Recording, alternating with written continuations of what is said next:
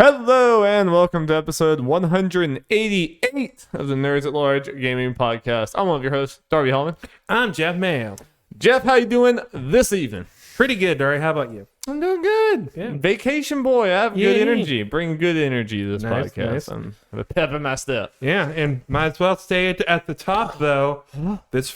Because of vacation, Darby's doubling up on vacation, and I'm going with him. We probably won't have an episode next week. Right. So our next thing will probably be Eat These stuff. Oh, shit. Yeah. I didn't even think about that. Yeah. Damn, boy. Well, it is going to be a last before E3. I mean, this is a pretty jam-packed one. There's a lot of stuff here. Yeah. So, But that's crazy. yep. And we already got planned reactions for... Don't know if I'm by myself for this one or not. Jeff Keighley's Summer Games Fest, whatever, opening thing. Xbox Bethesda's showcase that Sunday, which we'll talk about some more later. We are definitely reacting to. Yes. And that's all we know right now. Yeah. And we're going to try to have Chad and Holden from Respawn Aim Fire on some of that, all of that, whatever they can, whatever they want to deal with us to be on. We have no idea how we're going to structure actual podcast and discussion and stuff, but we'll figure it out. Do it live. Yep. I mean, people need to announce their shit so we can just plan. It would be a lot easier if they just would. It was fun or funny listening to Easy Allies, who is their actual job, so they're more in for this, talking about the way E3 is right now. It's like, well, I guess with the way they're doing it with Greg, Golden Boy, and I forget the girl's name. Everyone always forgets your name, myself included. Yeah. I feel bad for her. But Yeah. It's because things aren't scheduled at the moment. It's like, do we just react all day and wait to see what happens? it's like how cringy or how is it going to just be them like shooting the shit for like hours or something in between this, or are they just going to be like it's very pippy and snappy, like okay, now to the next one? We're less than 2 weeks away. They need ESA and the individual company need to announce something. Yeah. Just because you're not in hard buildings or whatever, and you don't they're taking too much advantage of we don't have to give it time. It's like, just give it time. It makes it easier for everyone involved. But we're just going to react to conferences. Yeah. I can tell you that much. Oh, yeah. We'll talk about anything else on our normal podcast, but as far as reactions go. Yeah, no, I'm not going to react to Greg talking. I mean, I love Greg, but and Gold Boy. And if they get a schedule with specific things, we might react to some stuff. yeah. So just look forward to that. It's going to be a good time. I'm excited to have E3 back. I think it's going to be a pretty good E3. I think there's reasons to be a healthy level of excited. Yeah, you just got to keep your expectations in check because COVID is still a thing. Yeah. Or even if it's getting better, it has been a thing, so it still affects things for the foreseeable future. Absolutely. Well, Darby, let's talk about some games. Let's talk about some video games. Yeah, that we've been playing right now. Mm. I'm playing it right now, Darby. Oh shit. Yep. How's he doing it? How is he doing? You can't even. You see both of his hands. I've been playing Resident Evil Village. Oh boy, all About the time. spoops and the scares. Yep, all the spoofs and the scares. Played. I think the clock thing says like somewhere between 6 and 7 hours, maybe. Well, you should be close to done with that dang thing. It feels like I played longer. I don't know what the clock is actually counting, but I know when I played last Wednesday, it said only like 4 hours or something, like 4 to 5 hours. Like, this can't be right. I know I played more than this. Usually it's the other thing, yeah. Yeah, but whatever. I think a decent way through. I'm now over halfway for sure. I don't know how much more exactly I got left, but get a bit done. As far as me talking right now, might talk vague, small spoilers for through the first area. Yeah, I think that'll be good for this initial discussion. Then yeah, I think that's fair. Yeah. That's fair. I mean, in a lot of the first area you've already seen between trailers and trailers and demos and stuff. Yeah. Well, part of it is, I'll go ahead and say this. I was surprised to see that Lady Dimitrescu, whatever, is just a very small part of the game. Dimitrescu. Very small part of the game. Yeah, which based on the marketing, which I like. Yeah, no, I think it's exciting because you get to that point and you're like, I don't know what's coming. Exactly, and it's great, and I didn't expect the boss fight to go the way it did. No, I would say, like, yeah, are you satisfied with her section even though it's a small part of the game? Because it still seems cool. Without going into spoilers, what I'm really liking so far with the areas that I have explored is how different they seem to be. Yeah. Obviously, Lady D's mansion thing was kind of more old school Resident Evil going through the manor and going away from this stalking enemy. But I'm glad to see that's just like one part of the game to kind of ease you into a more familiar style of Resident Evil. It seems like it's like a Resident Evil roller coaster or amusement park ride where you're like going through the different eras and styles of Resident Evil, but also it has a lot of its own like never done before Resident Evil. Yes, because I guess kind of light spoilers for the second thing. Like there's like no combat in the big like second area, right? Like puzzle solving and that kind of stuff. Like I dig this style change between this. Like it's not all I'm going into each manor and the main person is following me at certain points of the thing and I'm just running around. I'm glad it's not all that. Yeah, I think that's good for the pacing and all that. Say that was part of what made me really super dislike Resident Evil 2. Is that's what it felt like the whole damn game was. Yeah. So obviously, I guess I didn't say it. Loving this game so far. It is great. I think it's for people who haven't been listening to us. This is my fourth Resident Evil. I've only played the 3 that came out before this, the 3 and 2 remakes, and 7. So I haven't gotten into the too crazy actiony stuff of like 4 through 6. Right. But even 3 is kind of more action oriented compared to the other 2 I played. Yeah. But I just like how good of a mixture this seems to be of the 2 in general. Because at least compared to 7, it's more actiony with the way combat is and the way I guess kind of dodging and just the way the enemies do, especially the enemy variety and the powers and stuff that they have. Yes. There's a lot more. I think 7 was more like there's this creepy family that is kind of undead, but this one it's like every section has a wildly different enemy. Yes, wildly different. I just like I like the way the Baker, I guess, house or whatever stuff was used in 7. I think it was good for the settings for the game, but I like how with the village and stuff and the different areas for the different like bosses in their areas are different and just the kind of vibe they give off. And in a way, not exactly Metroidvania. I mean, this kind of way is in other Resident Evils, but I like how kind of Metroidvania light it is, where you go to these places and you're going back to the village and you're getting stuff to unlock stuff in the village, like these houses and stuff you couldn't open before. It's like, oh, I can do this now. I recognize that symbol. I have the key now. Yeah, it kind of seems like the actual village is kind of a hub that it seems like you go to in between these different arcs.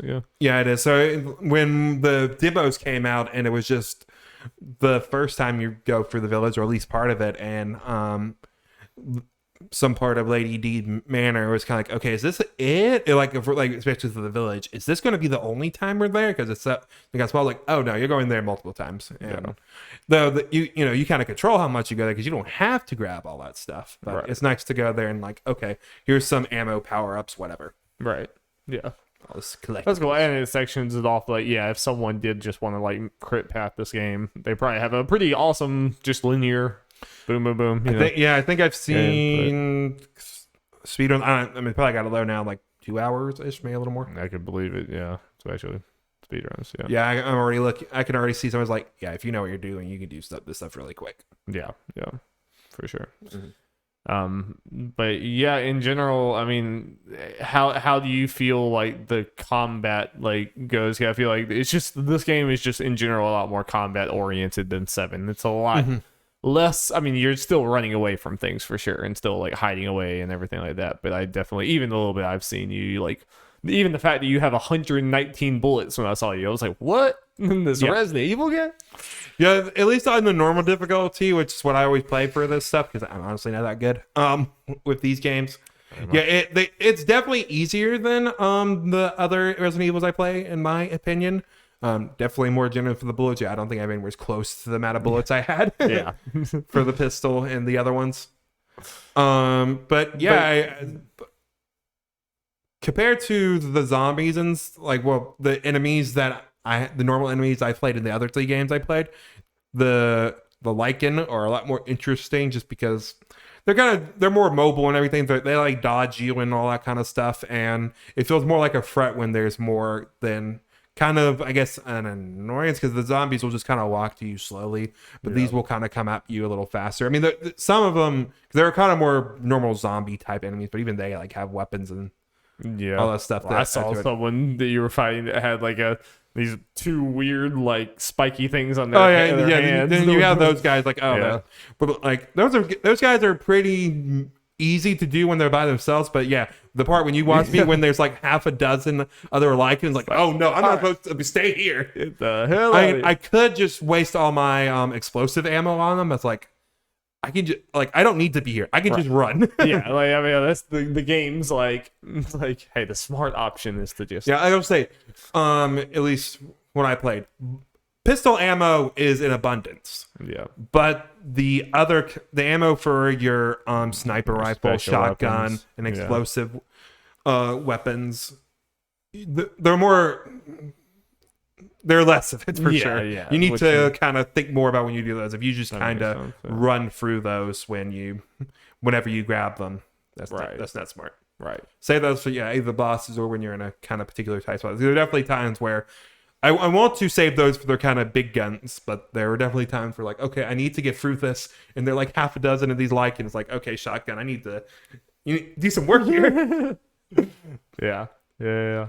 Well, and just like kind of the story and the vibe. I mean, it definitely seems like it's a way different story than 7. Yes, for sure. And definitely like wackier, but it seems fun, you know. Yeah, it's a pretty simple story overall. I'm not going to say exactly what happens, but you're going to these like lords of this village and defeating them for a reason I won't go into right now. Yeah. So the story's pretty basic, but yeah, just the vibe of it and the kind of characters was kind of fun and entertaining. And as far as Ethan goes, I think people overblow how bad he is. I mean, I'm not saying he's a great protagonist. I kind of wish he talked more. Yeah. You know, like there are times when he'll just kind of talk and say kind of generic lines, but there's one-liners. Yeah, but there's sometimes when they give him more to speak where people might say he's whiny. It's like he's a normal dude in this situation. I think he can bitch when everyone's dying around him and his hand's getting cut off and his daughter's kidnapped and his friends betraying him. Everyone's used to every other Resident Evil protagonist is like a weird, unexplained super soldier. Yeah, Leon's out here. I mean, he's with the enemies meaning Ethan's kind of that in a way, but they kind of play more of a. Well, at least they said here in between 7 and this, he got military training. Yeah, which is like, okay, we have to explain away why he can freaking why he can operate all these different military grade weapons. Yep. And he just has indestructible hands. Jeez. Oh yeah, I will mention this because it is funny as hell. So yeah, the first aid medicine is fucking magic.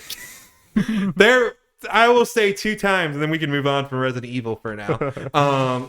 Where he was up on hooks or whatever, and to get off of it, he just pretty much pulled his hand straight down, and it's like his hands were kind of cut in the middle, like straight down the middle on both sides, just poured a little bit of it, and they were fine.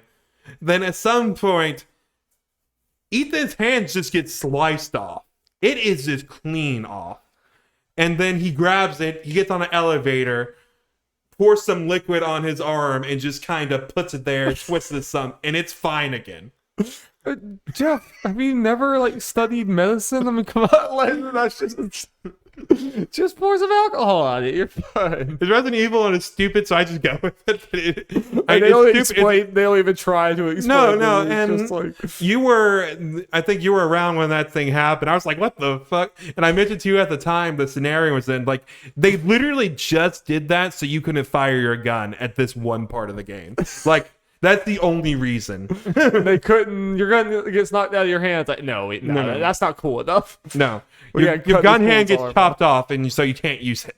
Which this also happened to him in 7, right? He also had his hand cut off in 7, and they sewed it back on, or they did something. He woke up and it was back on. I'd never played enough to know how it got back on. Yeah, this man's hands. I know. This man been through a lot. So, like I said, he's the right to bitch some. He's had his hand cut off twice. And just anytime any creature attacks you, it's always in the hands, because that's just the only thing they can show. Yep. It's like, so funny. Yeah. But I am loving Village, and I'll obviously talk about more once I beat the game. And talk more about spoilers and probably get Jacob on here. So, well, Yeah. not probably. We'll get Jacob on here. So I also think it's funny. It's not a spoiler, but there's a part like at the very end of the game where like if you go in photo mode, you can see Ethan's face. Nice. It's like I still wonder if that was intentional or not because they never show it in game ever. But there's this one particular spot that if you go in photo mode and turn it around, you can see his face. Nice. And I'm like, I just want to know if that was like we're doing a little like, yeah, if you catch it, you can see his face. I imagine so. If it's just that one I moment. still have to design the face. It's like, Yeah. That's crazy. Yeah, just random tidbit. Yep. Darby, talk to me about beach trip gaming. Beach vibes, beach gaming. Yeah, I went to the beach recently and I have a few random miscellaneous, just like living life and playing games because we all do that and stuff. It's true. For some reason, we play video games for some god awful reason. I've been playing Shantae and the Pirate's Curse. I am now like probably like decently over halfway. I'm like at the third to last island area thing that you go to, a little hub world area you go to, and I'm loving the game. I still am like really, really enjoying it. It's just it has the Shantae vibes that I just like really, really like, where it's like kind of Metroidvania but not, and it makes you think just enough, but it's not that like taxing on your brain, and you can just kind of listen to a podcast. Or I was like talking to family and stuff, sitting on the couch while playing it, or sitting on the deck and everything at the beach house while playing, and it's just a nice like kind of chill out and play this Metroidvania, and it's very charming and everything. I do think it's probably my least favorite of the three Shantae we've played because I just think they've ramped up what you can do. You know, like with giving you more options and all that. Yeah, with like Half Genie Hero, all the transformations, and Seven Sirens also with transformations as well as other things. Here it just seems a lot more basic, where like you have a glider and you have like a sword that you can like. Basically, all the items you're getting are Risky Boots' stuff or whatever that you're just using all of her different things. Where she's like, you find it and she's like, yeah, sure, whatever, use it because you're like working with her. So it's just a lot more basic in that regard, but at the same time, I think the art style is like works in a really cool way. It's like that more old school looking art style, but I think it has something to it where it's like it's just very charming and very cool and everything. And the music's great.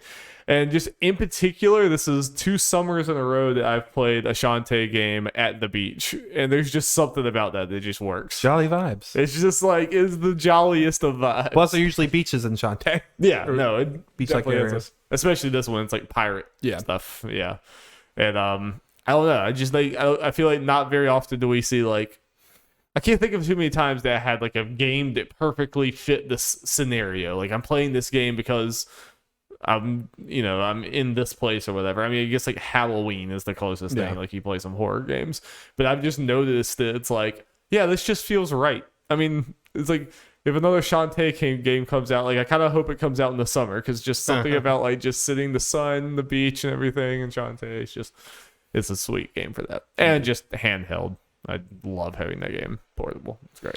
Yeah, luckily for you, Shantae is not a series. I don't think we'll get a budget enough to where it will not be on Switch.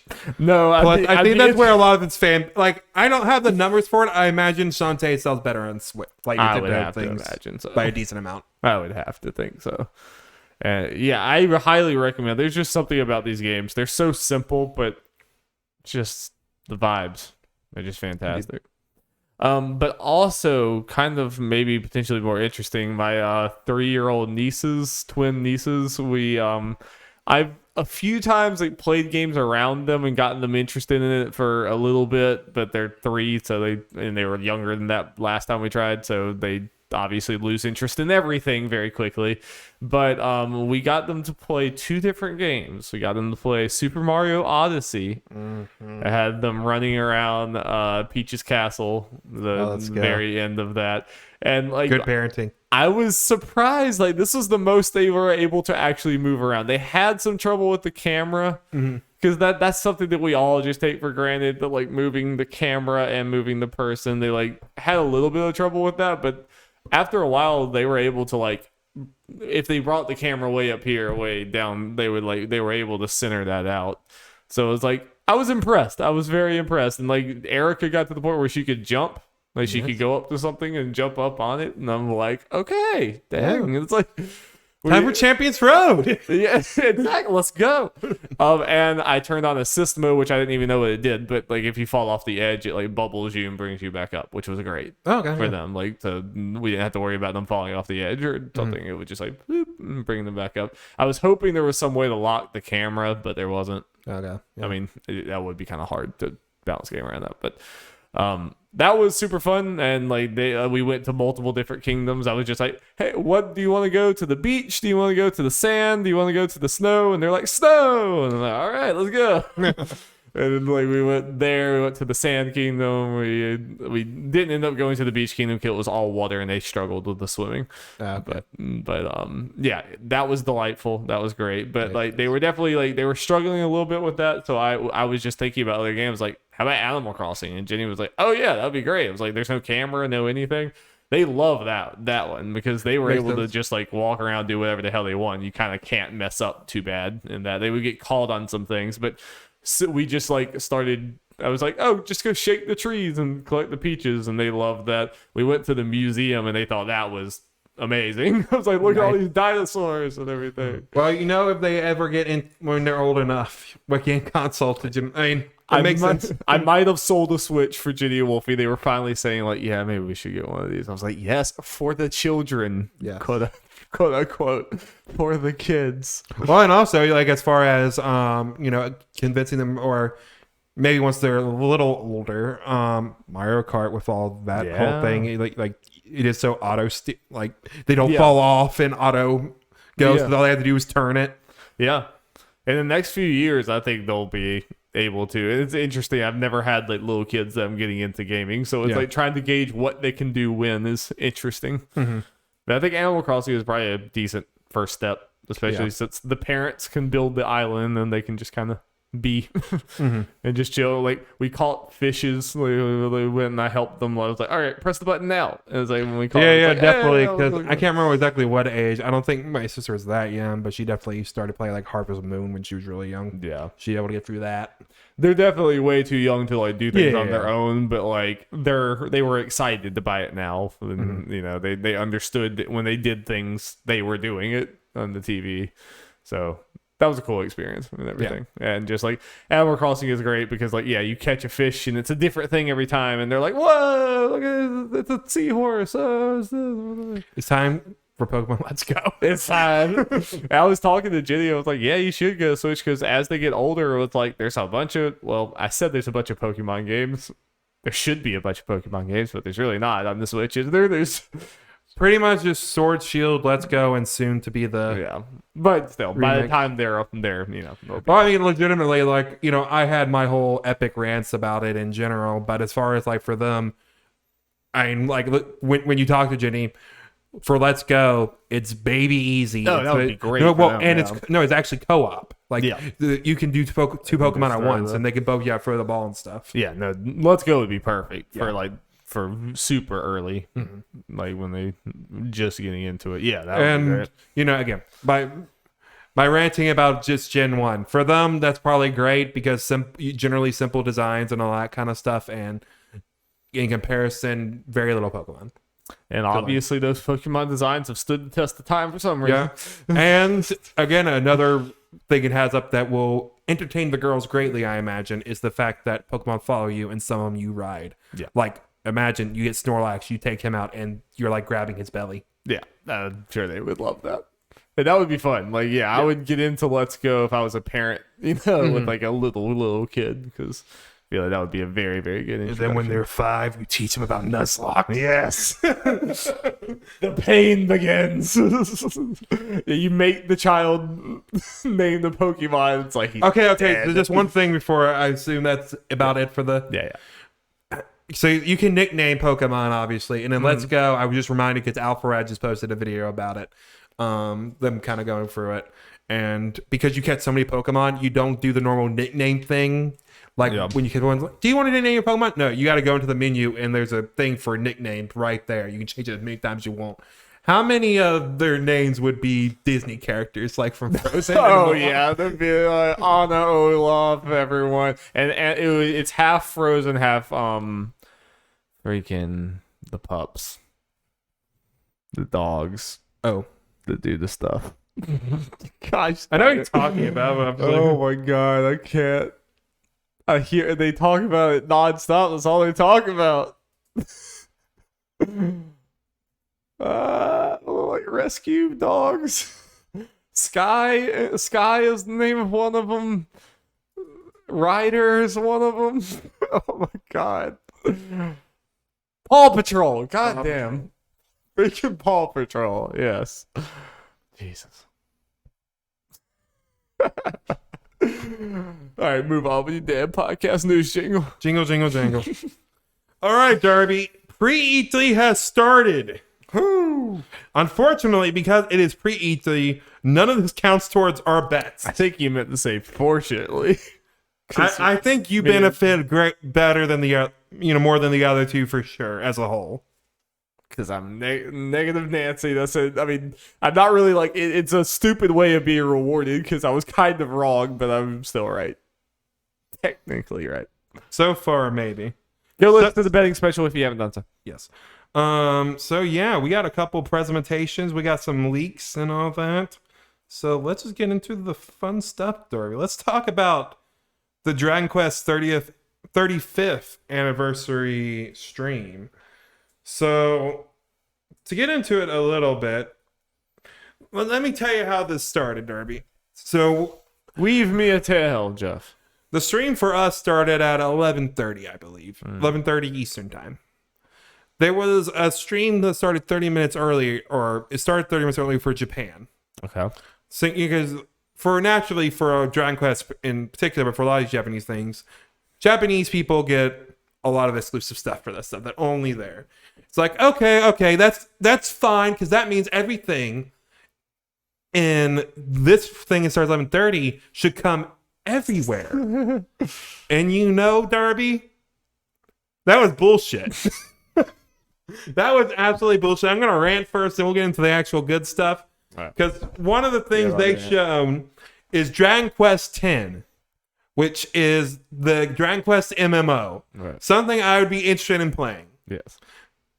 They start the trailer, like they did this thing where they're like, we have 6 announcements. They're like, here's the first one, here's the second one. They're like, here's the second one, Dragon Quest X. I watch the Easy Allies do it.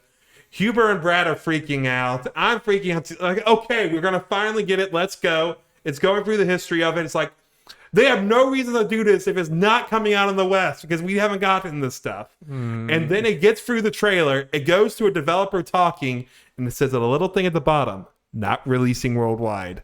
And we're all like, fuck you. The Allies called it too. Yeah. Like, and Huber, a beacon of positivity. He's like, oh, the dream for Dragon Quest X is dead. Like, it's not coming here now. This is the last straw. If they did all this and they're not announcing it to come, it's just not happening. So were the two streams identical? It was just no. They were. I don't know what happened in the Japan stream.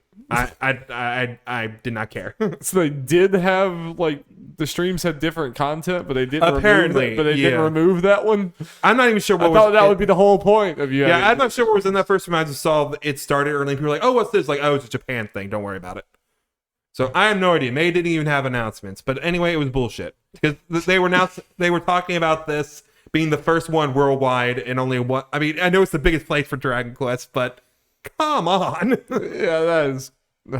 Oh, and then the next announcement is a more chibi version of Dragon Quest X, an offline version of it. Yeah, that's what like. Even when I saw the because I didn't watch this live. I just saw like people reacting to it like and stuff on Twitter, and I saw that people were like upset about 10 not coming to the West or whatever. But then when I saw like a clip of the offline 10, I was like, okay, well that must be. I mean, like it still sucks that you couldn't get the online. I was like, but surely that one's coming to the West. Apparently not. They didn't say so, but they also didn't say it wasn't. Like they said 10, so they might be a chance, but I don't want to get my hopes up. Yeah. And I was just assuming and it's that like was a different art style. It's fine. I would play it. I assumed it'd be a that bummer. was the consolation. Yeah. Yeah. Right now, they only talked about Japan. Because I figure I'm assuming they're doing this because they don't want to pay for servers and like pay to keep the online game up in other regions is what I'm assuming. Yeah. Okay, and the first thing they talked about, I will say before getting into the good shit, I mean, this is not a bad thing.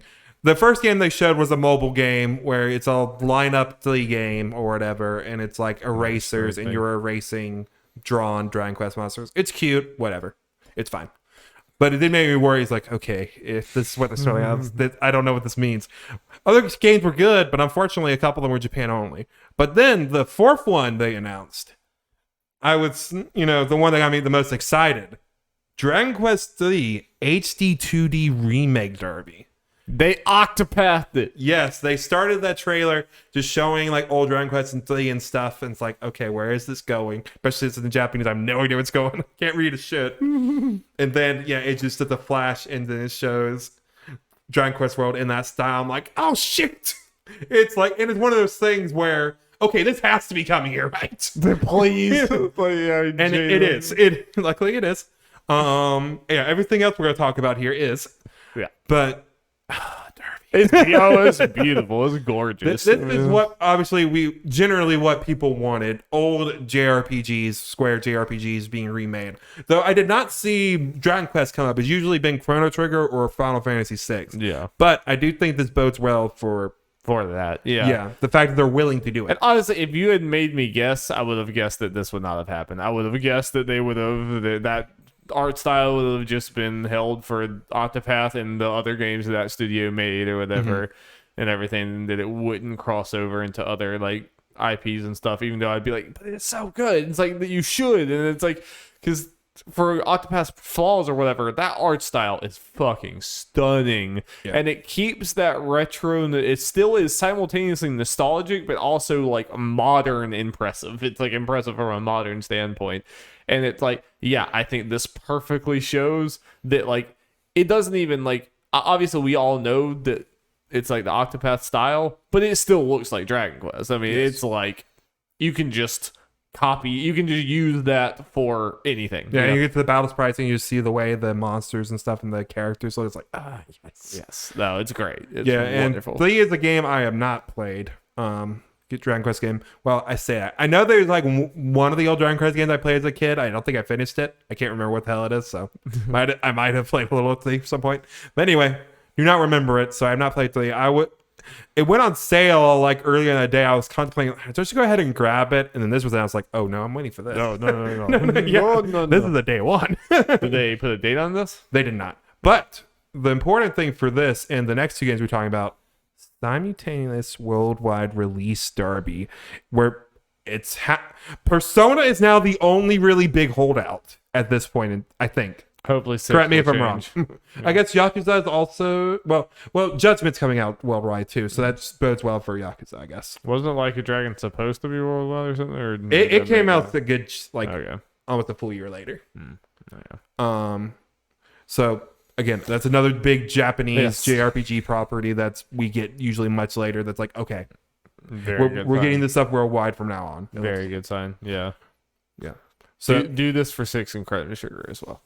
Yes. The whole HG. Oh yeah. I feel like this announcement's great for people who may not even care about Dragon Quest, because that kind of thing is like, okay, they are willing to do this. There is hope for these. I mean, that's kind of where I'm at. I probably won't play this. I mean, there's a chance or whatever, but like, just the whole Dragon Quest vibe is again a little too traditional for me or whatever. But like if they did this for 6 or Chrono Trigger, I would be a lot more interested. Yeah, fair. But yeah, it looks so good. I was worried because I was watching it again. This was probably around midnight or something or somewhere. I got excited. I know I banged in my bed for a couple times where I was woke you up. Yeah.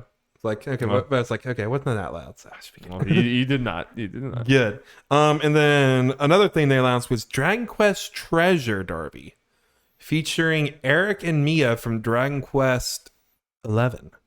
I don't think I know what this one is. I don't know if it's a spin-off. It's like an action platformer type of thing, like spin-off, and it's about Eric, who was the blue-haired treasure hunter guy, thief guy. Oh yeah, him. Yeah, and his sister. Yeah. When they're kids and they're just Oh, going wait, yeah, around. okay. I did see this. I didn't know exactly what I was looking at. Exactly. Yeah. Yeah. So that's neat. Yeah. I mean, so it's all just it's platforming. I think there is some Like platforming swinging because and of yeah. action. Like, okay. Mhm. Cool. Yeah, get some Neat, treasure. neat. Get some treasure. Yeah. Pop some chests. Well, oh yeah, going back to the HD 2D remake real quick. Hori, who was there, the top dog with Dragon Quest, was there the whole time talking back and forth with the host or whatever. I like the presentation. I think It was jolly vibes. Jolly for vibes sure, for sure, in yeah. that whatever room they were in. Yeah, mentioned that there might be an unexpected surprise for 1 and 2 when he was talking about the HD 2D remake. Sephiroth's in there. Yes. So it looks like there's a pretty good chance we're getting 1 and 2 in this style too, which would be pretty cool. The whole thing. Yeah, let's go. So yeah, Darby, let's get to the big announcement, the finale, the thing that everyone's been waiting for. Kids, get out of the room. Yes. Send the kids to bed. Yes, we got a Dragon Quest 12 teaser. Emphasis on teaser. It's a logo. It is a logo. It is a badass. It's a very different logo. And I feel like Kyle Bosman and his thing is right. Out of all the just logo reveals, this one actually has some weight, I feel like. For sure, and especially compared to the other logo reveal teaser thing we're going to talk about later. Wheelie's got some additional information that Oh, God, yeah. yeah. That we're actually we have some information to chew on a little bit. Yes. You know, get our mouths watering. Yeah, like Darius saying that this game is made for adults. This is not your little kids Dragon Quest. When you get a puff in this game, it's not just going to be slimes. Oh my God. Yeah, so You're gonna bust open a pot in someone's house. Pack of condoms in there. Oh shit. crack. Yeah, crack cocaine in their pot. No medicinal herbs, it's just crack. No. This game's gonna have a darker tone.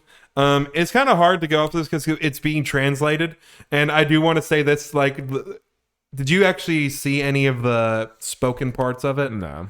So they were translating it live. Yikes. And this poor woman was doing it for 2 people at once by herself. No. She did fantastic, but dear Lord, it made it kind of hard. But she was a trooper. She did great. All right. Wait, are you done? Can I interject or something? Yeah. Do your thing. We got more support, actually. What are the chances that in the West for 2 years or however long we're waiting for this to actually come out or something, that there's going to be an entire vibe and everything that the West cultivates in their head for what this game's going to be that's incorrect just based off of some translated text, some translated voice things that's maybe translated kind of weirdly. Are we all going to be in our heads that this is dark, edgy, gritty Dragon Quest on every podcast? It's oh yeah, this one's going really dark and edgy or something, and it's going to be really far off because I feel translations. I don't feel like translations are going to do it. I can see that being a case of our minds just went wild with it, and it's dark in comparison to Dragon Quest for them. The Dragon Quest can get dark in some areas for sure. But it's not as much as we Westerners take it because the internet one's wild.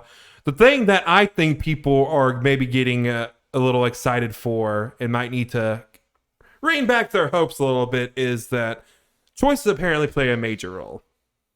And I've seen people talk about the potential for that and going wild with possibilities. I'm like, that's a giant change for this game. You might want to rein that back a little bit. I'm not saying there won't be some choices, but some of you are talking Witcher level shit here. Yeah. Don't expect that. I mean, I don't know. I'm so personally, I'm kind of so over not the concept of it actually be doing well, but I'm so over any RPG saying your choices matter. It's all this stuff or whatever. Because how often does that ever actually fucking No, materialize into fucking anything? Cyberpunk, they said your decisions matter. This game's gonna change. It mattered so a much couple for us. places. It mattered like no more than any other game, a typical RPG, if not less than some of those other RPGs. It's like, yeah. So, but for some reason, like you said, the internet always still manages to get themselves overhyped about that kind of stuff. Even though, anyway. So, that's saying that there's some choices that won't matter, yeah. especially compared to other Dragon Quests. But rein that in a little bit until you see more. Yeah. So, do these things excite you? Do you want Dragon Quest to go at a quote unquote darker to whatever level that means / like choices and stuff like that? Like, does this make you nervous? Does it make you like, is it like, yes, this is exactly what I wanted from Dragon Quest, or like, where are you at? The next thing, okay, yeah, we'll talk about this, and there's another change they're talking about that we'll get to. I have slightly different feelings on it. Yes. But as far as this stuff goes, yeah, I'm all for it.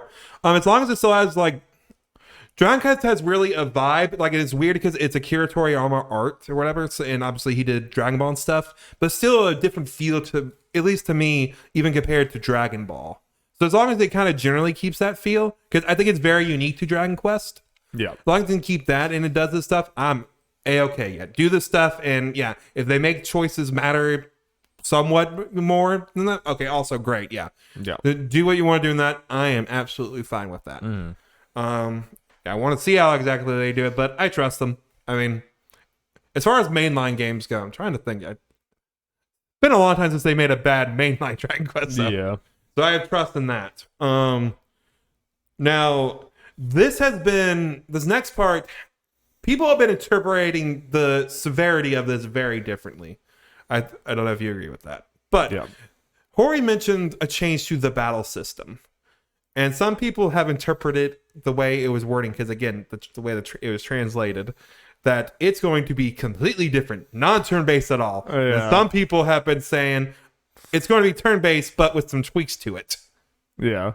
Yeah, that's more what I would think. Yeah, that's where I would be at. Some people are going like, oh, this is going to go full-on action a la 15. I mean, Dragon Quest is like one of the most by the books traditional JRPG series of all time. I'm not even like criticizing. I'm saying that is part of what it's hung its hat on, is like we are gonna give you the nostalgia, jolly vibes from your childhood and whatever. And that is what they do. That is the service that they have offered for many, many years. And like, I don't think that they're going to completely go like completely 360 from that, 180 from that immediately. I mean, it obviously seems like they want this to be like kind of a turning point, a point where it's like there was a before 12 and after 12 or whatever for Dragon Quest, which I think is probably smart, because their whole push to have 11 be like a breakout in the West for Dragon Quest failed. It just simply did. I mean, it's not what they wanted it to be, as far as like, it's not what Nintendo wanted. No, exactly. So I think it's smart to go in another direction, and like, it makes me more interested, because again, I think it's fascinating that Dragon Quest and Final Fantasy, both of these series going simultaneously side by side, and they're polar opposites in the sense that Final Fantasy is like way more experimental, taking risks. Like, every game is a new clean slate of like, we're going to do a completely different type of battle system. A lot of times completely different settings and vibes. Like it's been super duper Lord of the Rings fantasy, and it's also been gritty cyberpunk stuff or whatever. And it's like, and it's flipped back and forth and every iteration in between. And that leads to like, sometimes Final Fantasies are a roll of the dice. You're not going to like very few people are going to like every single Final Fantasy because of that. Whereas Dragon Quest is kind of the complete opposite, where it's like, it's never anything too crazy or groundbreaking, but it's always good. It's always consistent, and it's always there for you or whatever. But that being said, I think it's kind of exciting that this many iterations in for Dragon Quest to be like, okay, it's time. It's time for us to like see what a modern Dragon Quest looks like, more so than just it looks prettier, like what new ideas do they have as far as that? I agree. Though it depends how far they go with it. It might be somewhat of a bummer. Like, we'll say if it went pure action. I don't think it is, but let's play hypothetically. That would be kind of a bummer, since that was kind of like Dragon Quest and the SMT/Persona series are kind of the last big bastion of typical turn-based RPGs, and it would be a shame if we lost one of them. Though it would be funny if Yakuza, who was influenced by Dragon Quest, became the turn-based and over. But it would be a bummer. But if they wanted to obviously mix it up, I'm all for that. And some people mentioned, like, who knows? It could be, I mean, it's Square. It could be kind of a Final Fantasy VII remake-esque battle system. Yeah. Not exactly a carbon copy, but something more in that vein. Yeah, I think ultimately that's how these type of games are going to live on, is like 7 remake style things where it's like there's the DNA and the heart of it is from those old school games, but with a twist on it. And like, I, a few years ago, was probably kind of more in the spot you're saying of like being kind of worried about like these games. I like these old school turn-based and want to like preserve them. I am now a lot more of like the concept of playing a whole like very traditional turn-based RPG is kind of daunting and slightly boring to me. But also playing an action game is also boring to me. Like, I do like experimental battle systems. Like, let's do something weird and different, you know? So, hell, even something like Xenoblade, I think, is a really cool remix twist on that, you know, turn-based battle system type thing, you know? So it's like, shit like that, I think is cool. Yeah. So, yeah. When do you think we're seeing this? Probably it'll be for a couple years, the way they were talking. In fact, we didn't get nothing but a logo. And I feel like we're gonna partly get it later because of the like, as far as actually seeing something significant because of the simultaneous worldwide release. Like, let's say technically we would get it about the same time, even if they didn't do it, but Japan will end up getting it later, that kind of thing. I don't know. I don't think it'll be like an exact thing like that, but kind of more that situation. Like, Japan, we're getting it later than they would potentially normally, but we might get it earlier. Yeah. In comparison. But I am excited and curious to see what all this stuff is going to mean. Well, speaking of Final Fantasy, sticking on that Square train. This comes from Imran Khan from Fanbyte. Over the weekend, as in last weekend, a number of rumors have swirled about possible E3 announcements, as traditionally happens in the weeks leading up to the industry trade show. In particular, a rumor seemed to swirl around 2 websites, Reddit and the Game Forum, etc., about a new Final Fantasy spin-off that Square Enix is announcing this year. The rumor states that Square Enix, working with Team Ninja, Koei Tecmo's in-house development teams behind games like Ninja Gaiden and Neon, has most relevantly to the latest entry in the Final Fantasy fighting game series, Dissidia NT. The post rumors go on further by assigning the game a genre, something akin to Neo or the Souls games, and suggesting it takes place somewhere in or adjacent to the world of the first Final Fantasy game, the NES. Or sources have corroborated this rumor and suggest the title of the game is Final Fantasy Origin.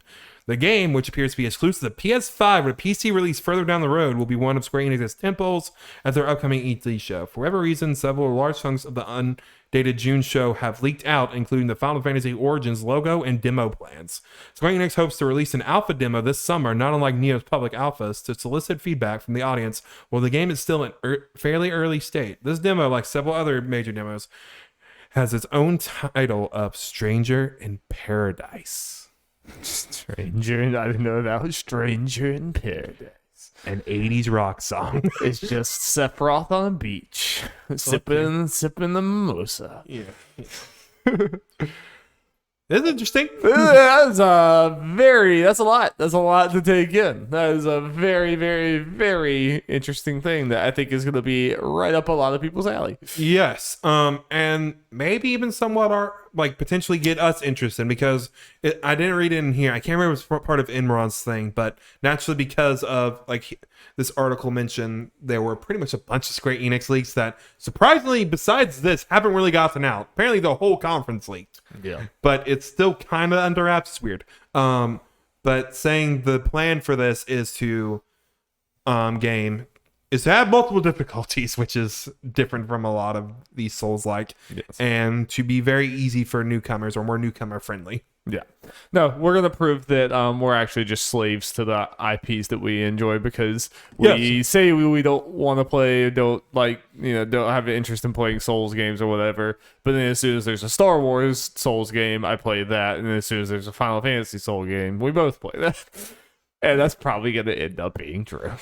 Fuck yeah, let's go. And I do have a feeling that they will making a Final Fantasy Souls game will make it a little bit more of a mainstream appeal type thing, which I know it'll probably be looked at as lesser, even if still good, than Souls, which is fine for those people. But I think for me and you, like you said, I think that will be a very good thing. Yes. But just thinking about the potential of it, I think there's a lot there. Yes, I love the choice of it apparently being around the Final Fantasy 1 world, because that is like the stuff in the game screams Final Fantasy, because obviously it's set up everything else. Yes. But it's compared to literally all the other number entries, more of a blank slate. You can do a lot with that. Right. And I think, like, obviously there'll be some, like, if you do anything, if you announce any game or do anything in a video game, there's gonna be someone on the internet mad. But for the most part, I think like Final Fantasy 1 is one of those that you could take, expand, add a bunch of crazy stuff in there, and like take in a bunch of different directions, and not many people are gonna be super mad at you or anything, because it's like, like you said, it's very much of a blank slate. It was a very basic, simple story and world that, like, yeah, it kind of.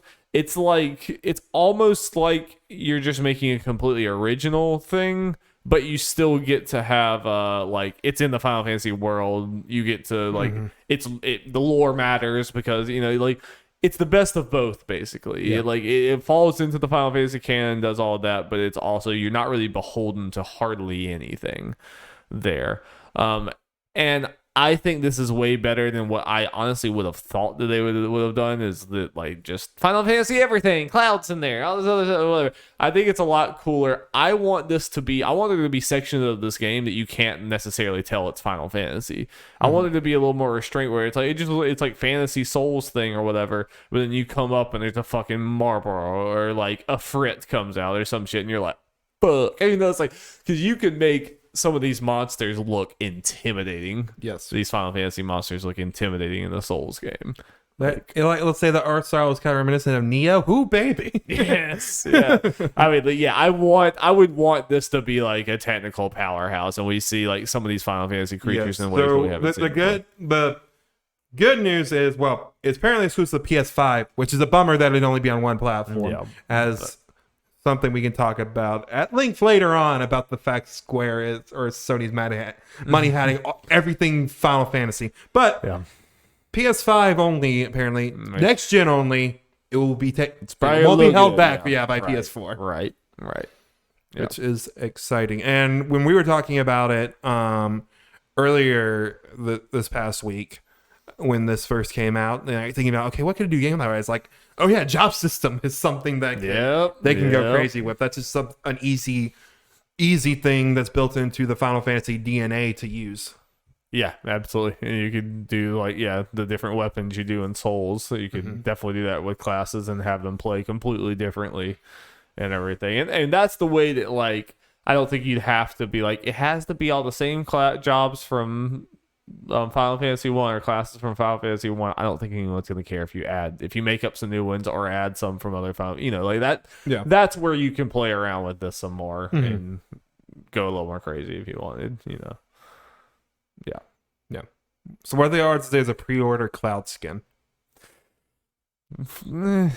I'm hoping not. I'm hoping that they keep this one a little more straight by the books, like not by the books, but like its own thing. And I honestly kind of have a feeling they will. I mean, like the fact that it's set in one makes me like kind of throw out what my fears of like that. Like it definitely could still happen, but if it does happen, I think it'll be simple things like that. Yes. Until the plot ghosts come out at the end and Sephiroth comes out there. And it ties into Seven Ring, man. And you walk through a portal, you see Cloud like flailing through the sky. And if you have save data for Origins, your MC from Origins is playable in 7 Remake 2. The thing at the end, the giant thing at the end of 7, you are that. You become that. Like, shit, you become oh boy. So it's been more excited for Square's press conference to see what this is about. Yes. Does the fact that it's Team Ninja, does the Neo part excite you more than the Dissidia part scare you? Yes, because the type of game it is. It seems like that will it's like until I'm proven otherwise, I'm going to assume that like this is a Neo. This is way closer to Neo, so I'm going to assume that part. And part of bring that up is some people took that news differently, especially since it sounds like it's mainly the Dissidia team, but it does have like top people from the Neo team, which I'm like, these are also different games, so just kind of. Yeah, I'm optimistic right now because Square is on a good streak of like. Yeah. It seems like they actually realize we should put budget and time and money into some of these things. Yeah, and like if this is good, oh boy, this is gonna sell copies. Yeah, I mean, I'll be day one on it again, complete hypocrite or something, and maybe not hypocrite. It's like the fact that we're not interested at all in Souls games until you slap Final Fantasy on it. Then we're like, oh baby, I'll take 12. Yep, indeed. So yeah, that'll be fun. I feel like I was about to bring up something else, but I completely forgot. Oh yeah, Nomura. Apparently gonna be a character designer, which is a good thing. Everyone, he is behind almost like half of your favorite characters of all time. He does more good than bad when it comes to character design. Like yes, there's Kingdom Hearts. He goes wild and buck wild. And, they're interesting. Which is a good thing. They're interesting. they're no doubt interesting. Yeah, but like it's not like he did the character work for Remake too, which is like fucking phenomenal. He designed characters in Xenoblade 2, and those are considered the best designed characters by far by a lot of people. Yeah, there's like plenty of. No, the man does very very good work. Yes. Okay, Darby. I guess we're staying with PlayStation exclusive shit and talking about Horizon Forbidden West. It got a state of play and messing up my fucking bets. How dare Sony? This is exactly what I meant when I said that it was not going to be at E3. Yes. So yeah, Dari, we got a 20-minute state of play with 14 minutes. They say of just straight gameplay, and it was. They kind of threw you right into it. Mm-hmm. Not like they didn't really beat around the bush very much. It was just straight in to some sneaking around, some hitting some henchmen, and then big old fight against a robot elephant thing, which was cool. I did like the robot elephant at the end. Mm-hmm. I think it looks very pretty. Yes, as far as like an open world running around the world, like it looks next gen, even though it's not. It's I will admit that kind of worries me slightly about. Yeah. I mean, because this is a controlled thing. Like as far as them showing this, I didn't. I think it's gonna be like. And honestly, you see the same thing even with like Village and some of these other things. I think there's times where you see the environments and you're like, holy shit, this looks amazing. And then you'll like be in more of a close quarters, like in a hallway or talking to someone. You'd be like, oh, there's the last gen. It's like, I think like Village has simultaneously looked like the best game I've ever seen before in my life. And then also, okay, a very average modern AAA game, yeah. depending on the angle and where you're at. And I kind of think that's just what you get with some of these cross-gen games. But anyway, I mean, you could tell whenever she was just walking through the wilderness and everything, it's like, okay, this looks like the sequel. I mean, this looks like a step up in a lot of ways visually from that standpoint. And then even in combat, I'll say on paper, I think they showed off enough things where it's like, yep, she's like the melee combat looks way, way better than before. They added things with grappling hook and all that kind of stuff. Yeah, the grappling hook looks like way better for traversal. It's like, I think they did all the things on paper where it's like, yeah, this looks like you thought about combat and there's like more to this or whatever and everything. I still don't think I'm necessarily like at the edge of my seat for it personally or whatever, and I think that might be more me just again being kind of burnt out in these games. And it's also, I think the story that they're presenting has done nothing at all for me yet. It just seems like a very, very, very basic video game story of like, yep, there's some weird evil storm coming, and then there's an evil tribe of people that have like no characteristics and they glow red. It's like, cool. Yeah, I know that video game sequels kind of are, but it sounded like this, based on some stuff I heard about Horizon, should be more like a direct sequel kind of thing. But I understood what's going on perfectly. It's a very simple thing. Yeah. It could be good or bad Yeah. depending on the story being told. Yeah. So what did you think about all this being more from the outside? Yeah, I thought it looked very pretty and everything. Yeah, the combat like, could be pretty dynamic, but unfortunately with this kind of stuff, we've seen, especially with these kind of like open world kind of cinematic-y-esque games or whatever, where them actually showing the stuff in these presentations look a whole lot better than what actually happens. Yeah. Than what we get, which is something that kind of sticks in my mind depending on the game. But it looked cool, looked fun. We got an anime-ass super move animation thing in there. Yeah, that was cool. Which was neat. Pretty water. Yes, very, very pretty. Yeah. Again, when I'm looking at this, I'm like, how's it not going to make PS4's like basic ones explode? Yeah. I mean, I guess they'll just look a whole lot worse, but Yeah. I mean, that's something, I think that's a legitimate fear. Like, it doesn't affect me, but I'm just hoping this is not one of those cases of like, I'll use your Dragon Age Inquisition thing from last gen, where it's like, it's kind of not, or Cyberpunk, where it's not playable. Yeah. It's a completely different experience. Yeah, I mean, I think it's weird.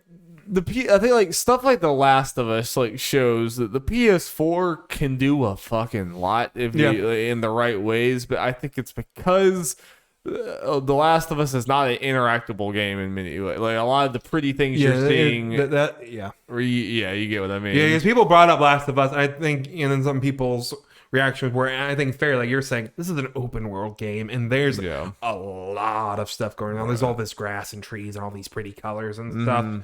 And as you know, bland as it looks, there is a reason some open world games look kind of bland, because if you do too much crazy more, the system would explode. Yeah, and this is definitely pushing a lot of things. Like, yeah, I definitely think there is a fear of this feeling like, oh, they made this for PS5 and just shoved it onto PS4. Yeah, because potentially unlike Ratchet, it was technically able to. Yeah. I unfortunately we're saying this, but who knows? It might just run.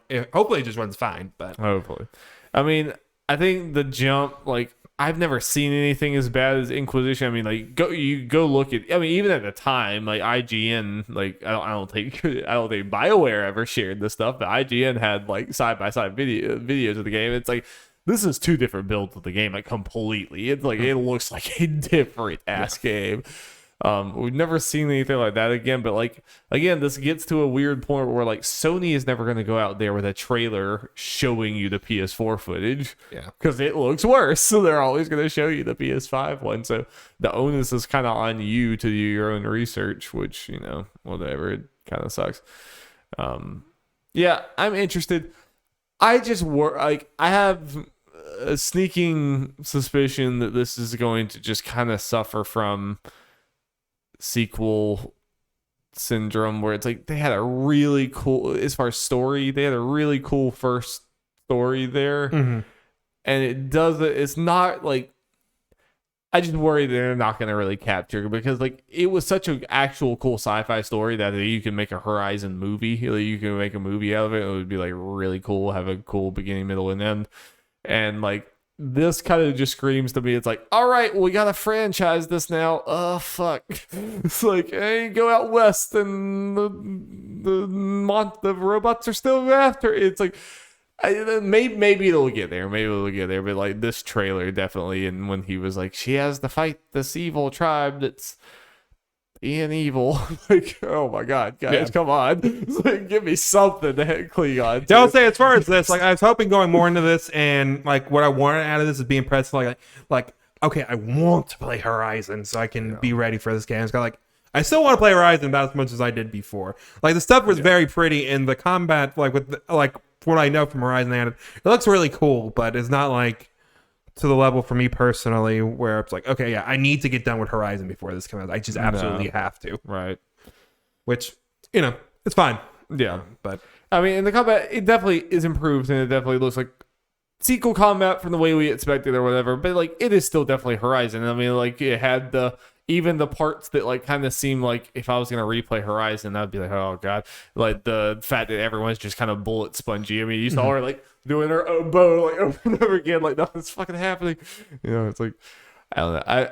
I just am really worried that my open world fatigue and like RPG, this type of not even action with RPG element fatigue, third person action game is just like going to keep me from like fully getting into this game. But we'll see. Just I still think the world is interesting. But then also like guy with the weird facial hair, it like also is making me remember again how it's just like the supporting cast for Horizon is not the best. Like some of them are like very generic or just kind of like cringy.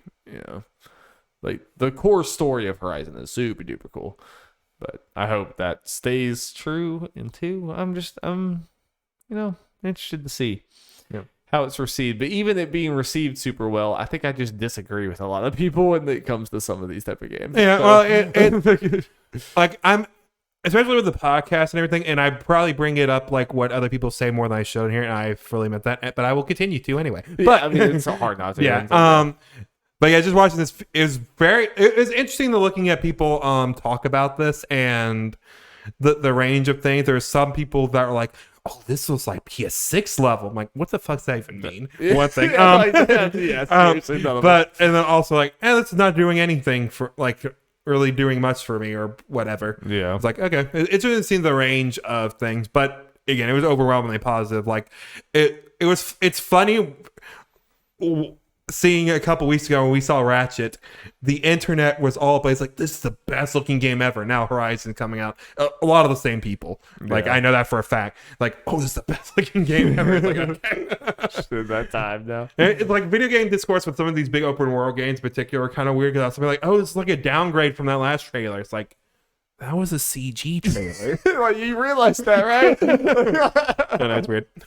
But it does look really good, and I want to see more just more than just of really basic combat encounter to see where it goes. Because again, I want I've been interested in Horizon since before it came out or whatever. Obviously haven't gotten around to it. I want to see this stuff and it get me more excited. Like, I need to play this. Yeah, I just wish I guess it looks good and I think it's gonna be a fun game, but like I just was kind of hoping that it had like some like core central other hook that was just like, this is what's different about this. This is not just you have another kind of a slightly different lush environment to go fight robot dinosaurs in the same fashion that you did before. Because like in the grand scheme of things, that's kind of what this seems like. I mean, and again, I think it's part of my taste changing. I mean, that's part of why like Ratchet and Clank, I'm like, fuck yes, give me all these wacky ass weapons that do like crazy different things. That is just, let me turn people into plants. I think I'm just becoming someone who is way more gameplay centric than story centric, which is not like, has kind of been what I am, but I feel like I was more balanced with that before, where it was more like, I see that, yeah. I'll take some mediocre gameplay for a really good story.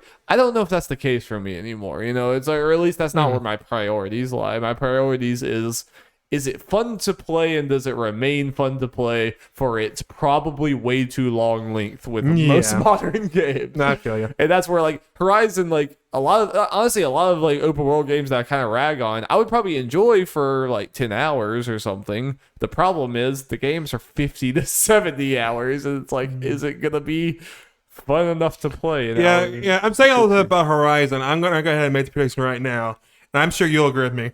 I am not playing this game anytime soon. I am not getting done with Horizon before this thing, if it comes out this year. Yeah, probably not. Like, I played too many other games. Unless it doesn't come out this year. I wanted to end with that before we move on, because everyone's like, okay, next time we see this, obviously we're getting a release date. There was nothing, and maybe I missed it. You watched it as well, so correct me if I'm wrong.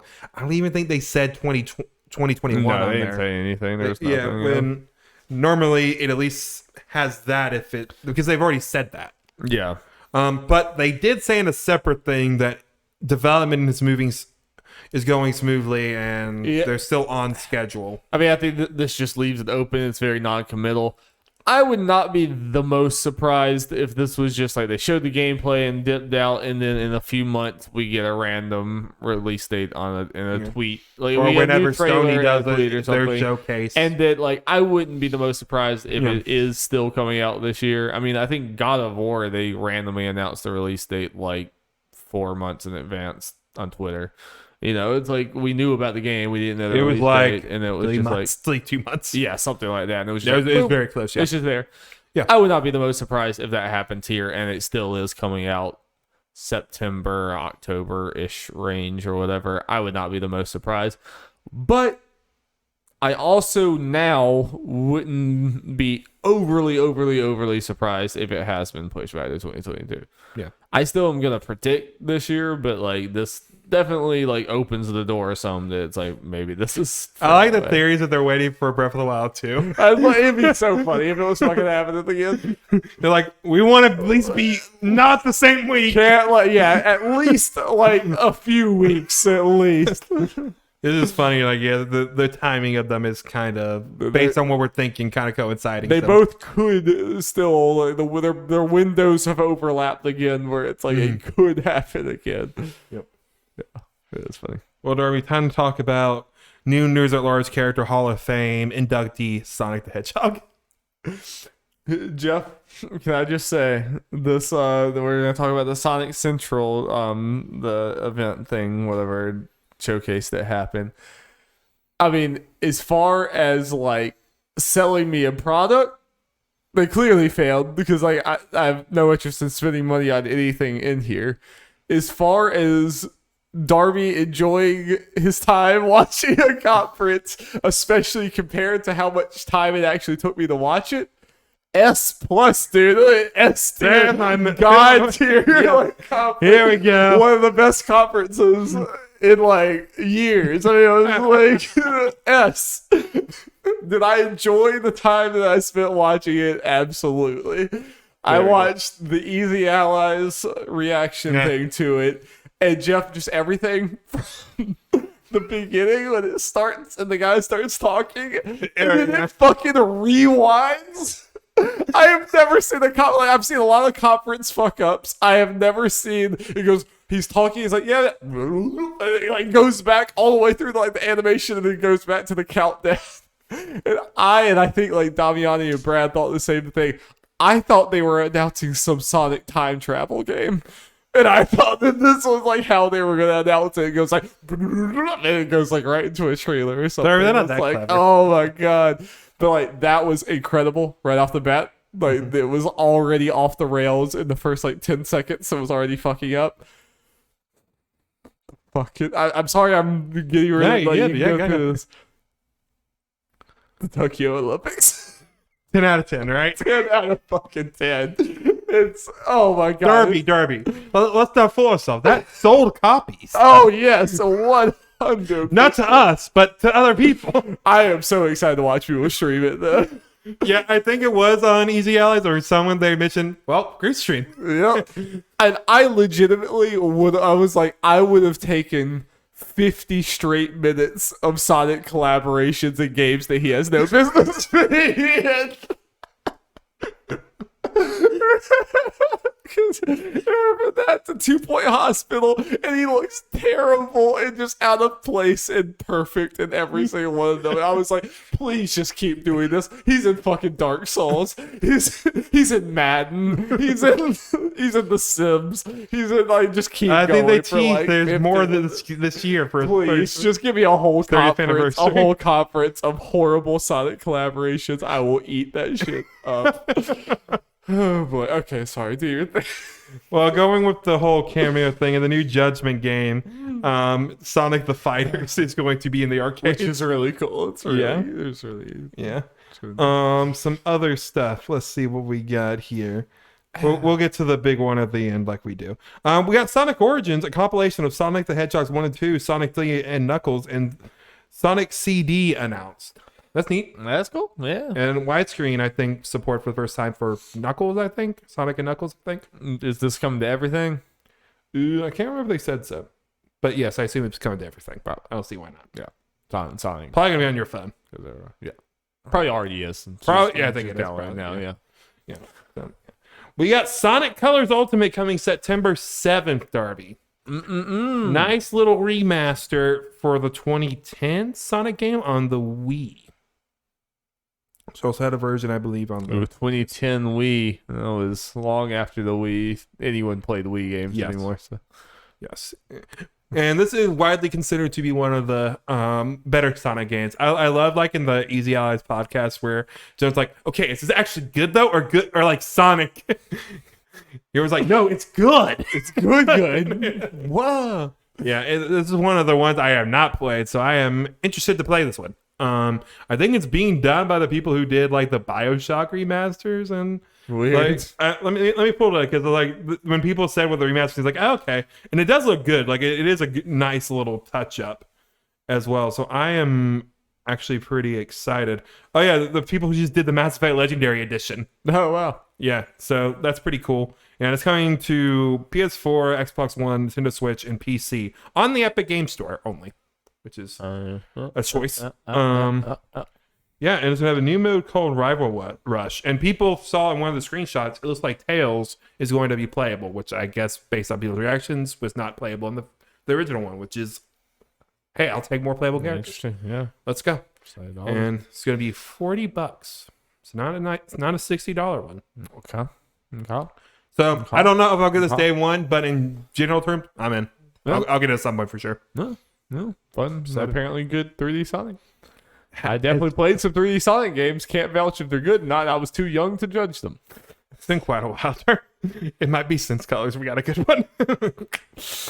Wait. Generations I think was afterwards. Now, and that one's good. Well, I, ladies and gentlemen, played Shadow the Hedgehog, so I'm a true gamer. I too played Shadow. True gamers over here. Yep. You didn't. And also with it, I am always all for. We're getting a Sonic Colors Rise of the Wisp animated short. Or a crossover with Ori? Yeah. He's in there? Yes. Yeah, a nice thing is going to be voice actor. We're going to have a couple little shorts, I think, lead up to the story of the game. So, cool. That's neat. And Roger's back. Yes. Which I thought he was gone. I thought he was gone. The whole thing where people were saying, okay, he was gone. Yeah, they announced like a couple days ago that he's back. Okay. Nothing like if any company announces anything. So I'm not even saying that I want them to be gone. I'm just saying like this is how everything works nowadays. So, the company announces things, internet gets mad about it, company retracts. No, Darby, here's what I think happened. And I do think there's a decent chance that this actually did happen. Sonic the Hedgehog the movie happened. Yes. Sonic is voiced by one Ben Schwartz. Yes. It did well. It was well received overall. I think Sega wanted Ben Schwartz to be the voice of Sonic and everything. Well, that was just unrealistic. Yeah. So that's what happened. And then either by a mixture of the fan reaction or Ben Schwartz like, nah. Well, I cost too much to. Yeah. To be fair, he was on DuckTales. So yeah, he's back. I think there's a decent chance that happened. That might have been what happened. Well, I can see it. At least happy for him. He's back. So that's good. Indeed. Okay, and let's get to the main thing. You know, in the span of 12 hours, there's a Dragon Quest and Sonic thing. New titles are announced, and they give us these fucking teasers. But at least we got some information in Dragon Quest. But for Sonic, we get not really much of anything. We get like a cornfield maze message, alien message, whatever those are called. Yes. Like, what the fuck was that symbol? Oh. Is it supposed to mean something? Yeah. Does it mean something to Sonic dorks? No, one of it put like a random symbol. Apparently, it spells out zap or something. Stop doing announcements like this, please, for the love of God. Like, like what the fuck are you supposed to get out of this? You know? Yeah. Especially when your track record is bad. Like, if you've done nothing but good games and you do a teaser for a thing, at least it's like, okay, they're making a thing. It's probably going to be good. Your last thing was Sonic Forces. You're not allowed to just say, we're making a Sonic game. Please be excited, you know? Yeah. You're not in a position to be able to do that. I'm sorry. You just aren't. What do you think? You kind of like Sonic. I'll be like, this was a nothing announcement, right? It was a nothing announcement. But Darby, what if I told you there might be some juicy leaks on this game? Okay. So Darby, in the source code, can you make your own furry again? No. Then dead game. Get out of here. You're not wrong, but so in the source code or something for this trailer or a presentation or something, people found Sonic Rangers, which Could mean something, could mean nothing. On its own, who knows? But people naturally go to Reddit and found in early 2021 and even last year people talking about playtesting a game called Sonic Rangers. Okay. As well. You're gonna have to like dumb this down even more for me. I have no clue what Sonic Rangers means. The name of the game. Oh, that's the probable name of this upcoming game. Okay, that still tells me nothing. Well, that alone doesn't mean anything. It's what the leaks these people actually say. Okay. So between source code and these leaks, it's like, okay, maybe this is actually okay. True. So you have a gun. He does not. So here's one of the things I will just go with. This is from an early 2020 build, apparently. Open world. Set on a gloomy, grassy, uninhabited island dotted with ruins. Big Breath of the Wild influence, little co-op-like puzzles scattered everywhere. God. Robot alien bosses scattered throughout the island. Defeat them and you get a Chaos Emerald. We're gonna be fucking sick of this style of game in a few years, aren't we? Get all Chaos Emeralds. Probably, this is gonna be overdone in a fucking instant. Sorry, continue. Yeah. Get all Chaos Emeralds and you gain entrance to the final boss area, a foggy forest you couldn't enter before. No story, just or this is the way the demo is. Turn to Supersonic for the boss, and I guess that's just part of it. And there was other stuff. That didn't seem to be the more simple one, but a lot of the other ones were kind of say similar things, an open world, some Ubisoft Towers, and another one saying Korok ripoffs. XP system with skill tree. I don't know, Jeff. I feel like people could just say this for literally any game series and people would believe it at this point, because who's not working on a Breath of the Wild clone for whatever the fuck they're doing? Well, I think it's the fact that these leaks are saying the same thing and actually use the term Sonic Rangers, which I mean, it's very believable. Yeah. And again, like, we're gonna like Breath of the Wild less by the end of all of this. Like, it's still gonna be great. I mean, like, people are going to fucking milk this to the ground and do a way worse job of it, you know? Yeah. I'm sorry, I don't mean to be so damn pessimistic, but do you think Sonic of the Wild is gonna... It's a departure, at least. It's a departure. They need to do something. It's a stretch. You have to completely change what Sonic is to make him fit this style that is not at all what he is. But yeah. And I guess with the potential change in style for this, like let's say this is true and everything, it could make sense. While I think that the longest has been between Sonic team entries in quite a while, because 2020 that'd be 5 years. So timing wise, that kind of makes sense if they did a big change like this. Yeah. I'm not even saying it'd be good, but at the very least, considering the last couple games, I'm at least curious and somewhat excited. And maybe a little aroused. Well, you can't make your own furry, Jeff, so why are you aroused? I don't know. I'm just remembering Sonic Forces, I guess. So yeah, I want to like a new Sonic game that's not a 2D one. I want to so bad. And I respect that you yes. Do.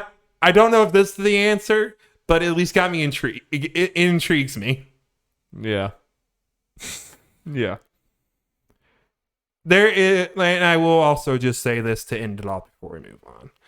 There's a potentially more than 50% chance I just don't buy this game if this is all true. Let's move on. I'm pulling for you. I'm pulling for you very hard, Jeff. Okay, Dirty, let's talk about a series that you have a lot of experience in. Yeah, I mean, we're quickly getting to the point of me only having of having played like less than half the games because they just keep putting them up. But I said experience and left it at that. Far Cry 6, Darby. You know, we got that Ubisoft Forward in a couple weeks. That's where we thought we'd see it again. Ubisoft was like, fuck you, we're messing up your bets again. Mm-hmm. We're going to show stuff that could have been here and added to time for Far Cry 6's presentation and doing it here. Yep. Congrats, Darby. That's probably good news for you again. E3's still dead. Yes. It's in May now. Yep. So yeah, we got some Far Cry 6. We got a gameplay trailer, and I think some straight gameplay that I don't think we watched that. So yeah, we just watched the gameplay trailer. Okay. I saw enough gameplay. I think we saw enough. Like, not in a bad way. I actually think it looked quite good. Yeah. And it's coming October 7th, a little later than what they said, which is funny. Imran Khan posted on Twitter, like, why did they delay it a week? They said like September 30th already. Weird. They delayed it like a week and got it out of the quarter.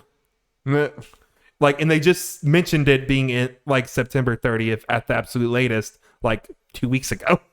Very interesting. But see, that's one of those, if no one ever pointed it out, I never would have realized it was delayed. I would have been, oh yeah, okay, sure, October. I pay too much attention to this shit. But like, Far Cry is the perfect game, and that's the perfect amount of time for me to just never notice. I'd be like, okay, yeah, sure. Yeah. Yeah, I like, it is definitely still Far Cry. I don't think it's going to necessarily like, blow people away, but I do think this is the best Far Cry's looked in a while. Yes, most interesting has looked to me. Yeah. And even though that was a 4-minute trailer, I was like, the stuff they were showing with the combat, with the weapons and everything, and even with the world itself looked a lot more interesting to me, and the way you interact with it, because you're a resistance fighter, and you want to try to be undercover and maybe sneak into places, and the way they talk about doing that, like just driving a truck and being nonchalant about it, just kind of do it straight, or maybe go guns ablaze, and like, okay, I like what you're putting down here. Yeah, and it kind of reminds me more of the 3 and 4 vibe of like, even you put your guns away when the people are driving by or whatever and try to act normal. There's definitely some elements of that, because there's like people patrolling around in 3, and you're slowly like taking over the map. So the areas that you take over, they're not patrolling anymore. And like that thing was fun and everything. Yeah. Obviously it's just been done over and over again now, but it was really fun back then. And like, I think this was like the perfect, like, I think Far Cry 5 was wacky, but it was more wacky in its like humor, and it was like, look at how crazy the world is or whatever, but it just never really looked all that fun to play, and like the humor just seemed cringy to me, which I think even if you went back to 3, the humor is probably a lot more cringy than I thought it was back then.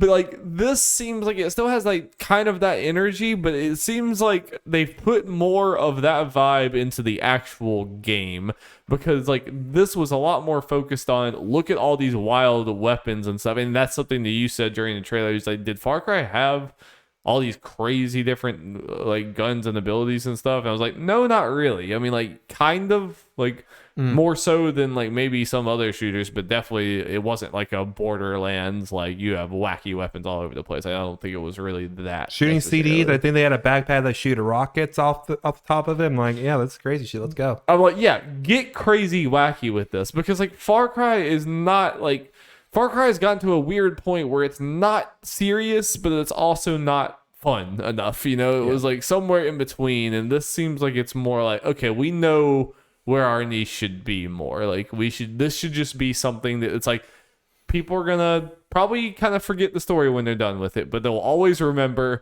that time where they launched someone in the air, crashed this helicopter, shot the CD, and did a bunch of stupid, dumb, wacky shit with these like abilities. And like, I think that's a much smarter place to put your time and energy. And yeah, I agree that like just the bombasticness, like this gave me more of a feeling of like 3 and 4 of like me being interested in Far Cry again than I have. Yeah, I got thinking about this, and this is going off one trailer, and obviously these trailers are meant to sell, but I can see this kind of being like, I feel like Far Cry has somewhat been talked about every time they released a big game or whatever, but I felt like even with 4, it kind of died down a little bit, and then I think with 5, it definitely did. I think 4 was the beginning of the decompression. And obviously, even if like Primal and New Dawn, they were both technically big standalone games, but people forget they exist, which, to be fair, New Dawn, I have to remind myself exists for sure. Me all the time too. But I feel like this has the potential, if the game actually lives up to what that trailer showed, and that's an if for sure. I think that this could be Return of Former Far Cry, where people are talking about this. Maybe not as game of the year, but it makes plenty of like top 10 lists. I mean, like, I know you're not even like all that into shooters or whatever, but like I think you would enjoy Far Cry. It is a fun game. I mean, like on its core. So, I wouldn't like don't play every Far Cry because you're probably gonna get bored with it at some point. No. But it's like on its own, it is, again, it doesn't do anything that you haven't necessarily seen before, but it is a fun loop and stuff of like getting out the map or whatever, and the animals attacking you and all the other, like, it has a lot of just like fun stuff. And the fact that you would go to every, like in Far Cry 3, going to all the bandit camps and like doing them in completely different ways. Like I would do like super stealth and stuff and like never be noticed.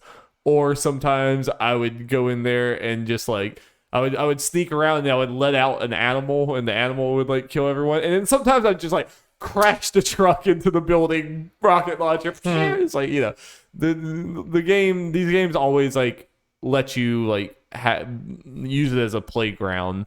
And this one seems like a step up from that. Finally. Yeah. The trailer moving from to definitely never gonna play into. Maybe. Who knows? Yeah, that's a step. Start the line. That's a step. Yeah. I think there's a fair chance if I'll probably want to look at a lot of it or whatever, but especially hear what other people say and all that. Yeah, hear what other people say. But especially since like in general I'm just not playing all that many games recently or whatever. I could see me potentially, especially getting this on my PC where it'll look the best and look all nice and everything. Like I could see me being more in the mood for this if there's not a lot of other things going on at the time. Yeah, and especially if, like, let's say between now and then, you might play an open world-ish game. Like, you might have a little of that itch. Yeah. And I haven't really played a Far Cry all the way through since 4, which has been a long time. That was 2014, so it's been a long time. True. Yeah. Yes. All right, this is going to be a long one. Let's get in. Yeah, we got pick up the pace. I mean, I'm not going to have a whole lot to say about this next one, to be honest, but yeah. Time to talk about Valve, and they're going to have a new handheld called Steam Pal. Won't go into all the details. Just read Sam Matkovic's article on Ars Technica to all the little details. But yeah, Dari, the general thing of Valve making a handheld. What's your reaction to that? Switch-like handheld.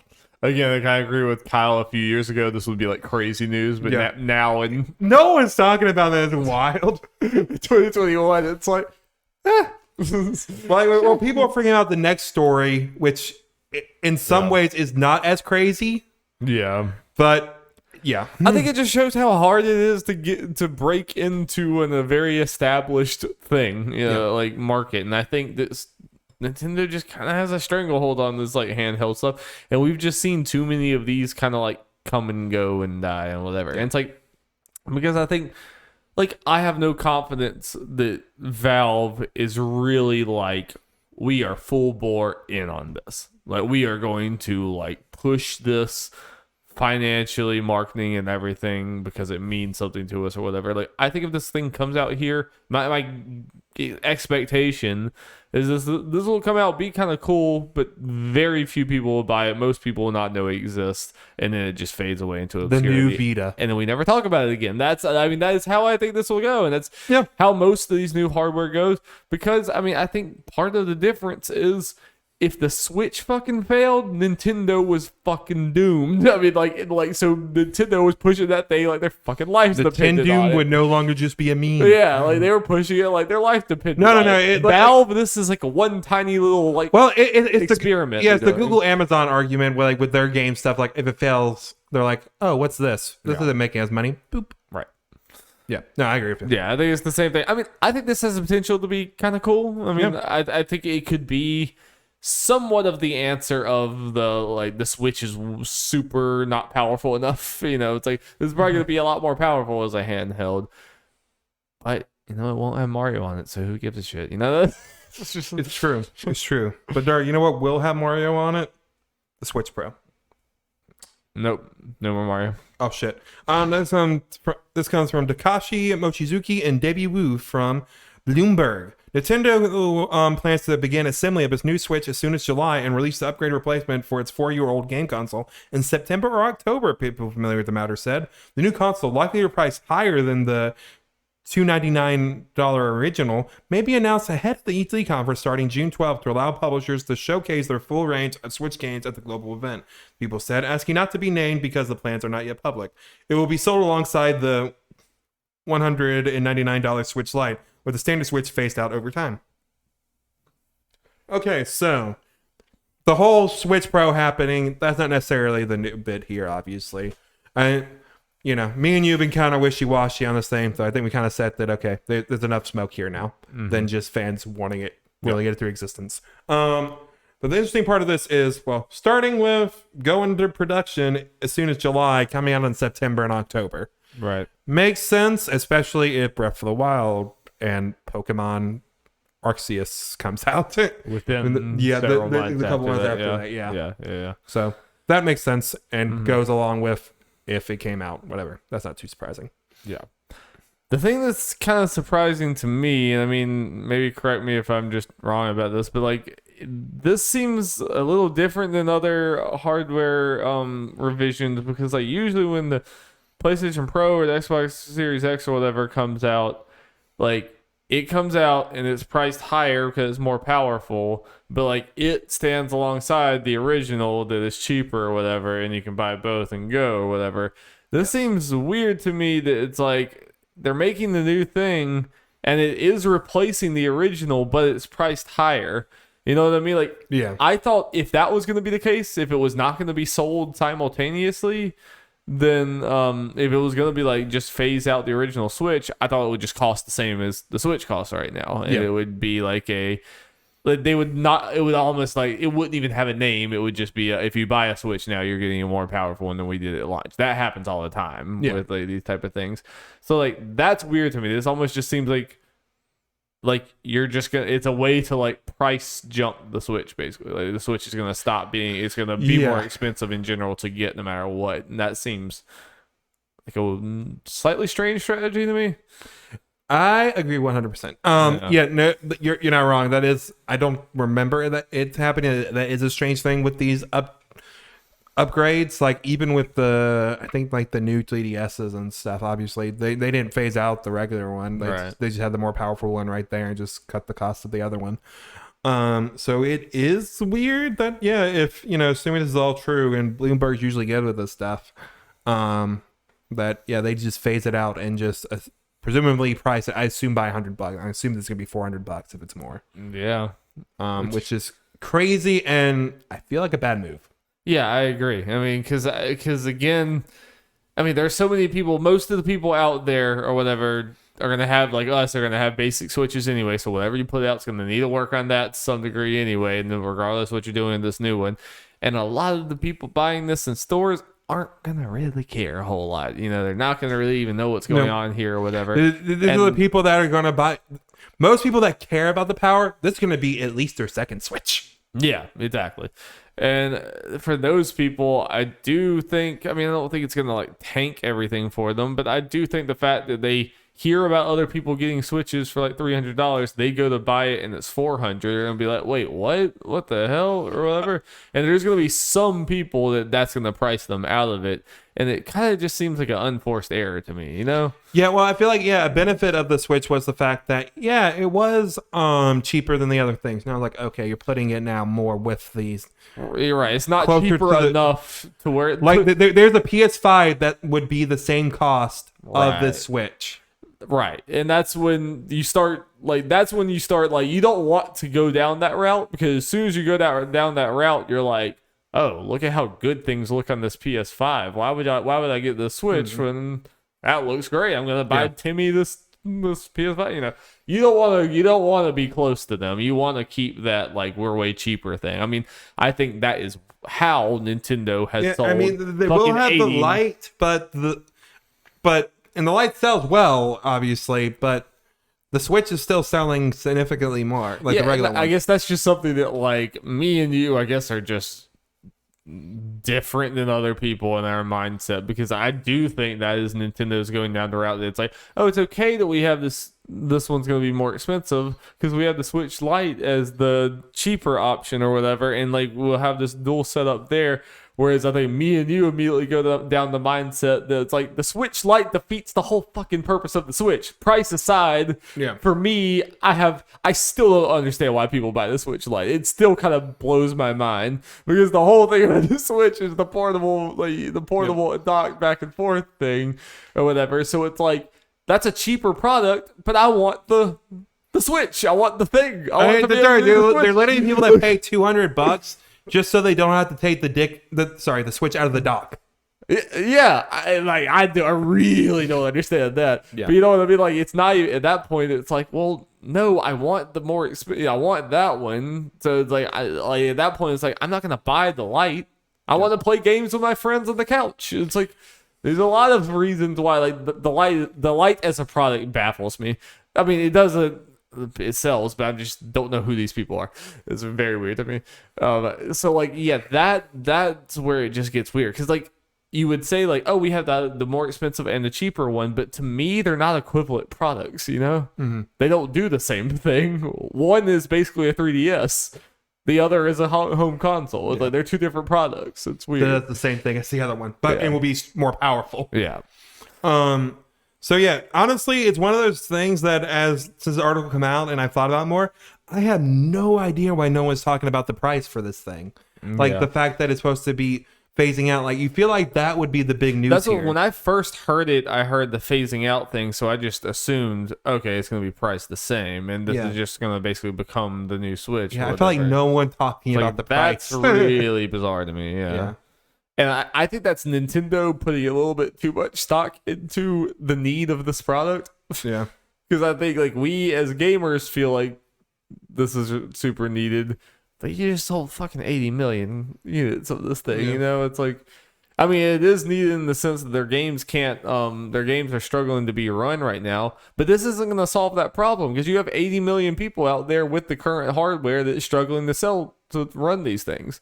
You think random soccer mom's gonna go buy a fucking second Switch that's more expensive than the one they bought? That's more expensive than the one they bought because power that they already don't understand what you mean? No.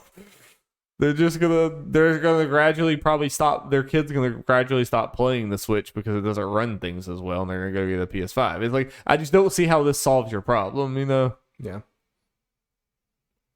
Maybe it'll be different than here, guys, as far as pricing and the phasing out thing just may not happen. Who knows? Yeah. We will see. All right, Darby. Next thing is we finally got that, as we mentioned earlier, Xbox Bethesda showcase thing announced. The rumors are true. It's happening. Happening Sunday, June 13th at 1 p.m. Eastern Time. Thank Christ. And you can watch us here. Twitch.tv/NerdsAtLargeGame. Yep. Right after that, and it will last about 90 minutes. Ooh, baby. Which got some people upset because they're like, that's way too short. I'm like, you guys are crazy. A lot can happen in a 90-minute digital showcase. Yeah, keep it tight. Yeah. So, with that said, they're branding it as an Xbox Plus Bethesda showcase. Okay, I'm going to destroy this table eventually.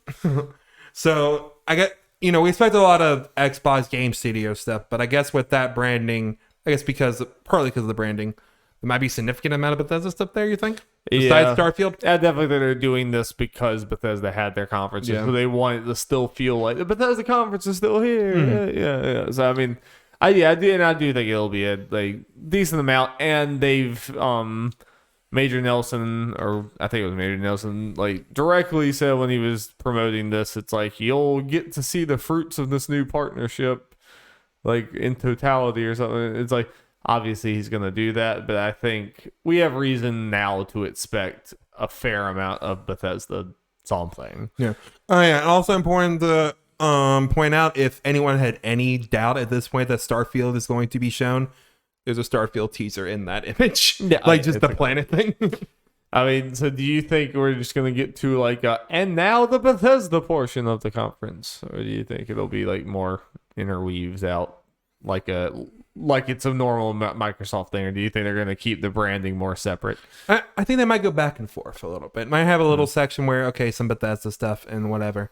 And I can see them, unless Microsoft proper has something big, I can see them ending with Starfield regardless of ordering from before, because I feel like, yeah, if they're going all out on Starfield, that's a good closer. Yeah. Because, I mean, we just got in a logo. It's not the announcement, but come on. Yeah. This is practically the announcement. Yeah. So, yeah. All right, time to talk about some Pokemon. Your favorite franchise. Pokemon Unite win? About that. It's canceled. I'm sorry. Darby, potentially we could, honestly, Darby, just real talk, could get a release date this week. That is just me talking bullshit mainly. Okay. Because they normally do a Pokemon showcase before a lot of years. Pokemon presents before E3, and that would be this week. All right. So there's a chance. Well, he's giving me hope. I get to cry. Yep, and unlike other times when I talk about hope for Nintendo things, I have some logic to back it up.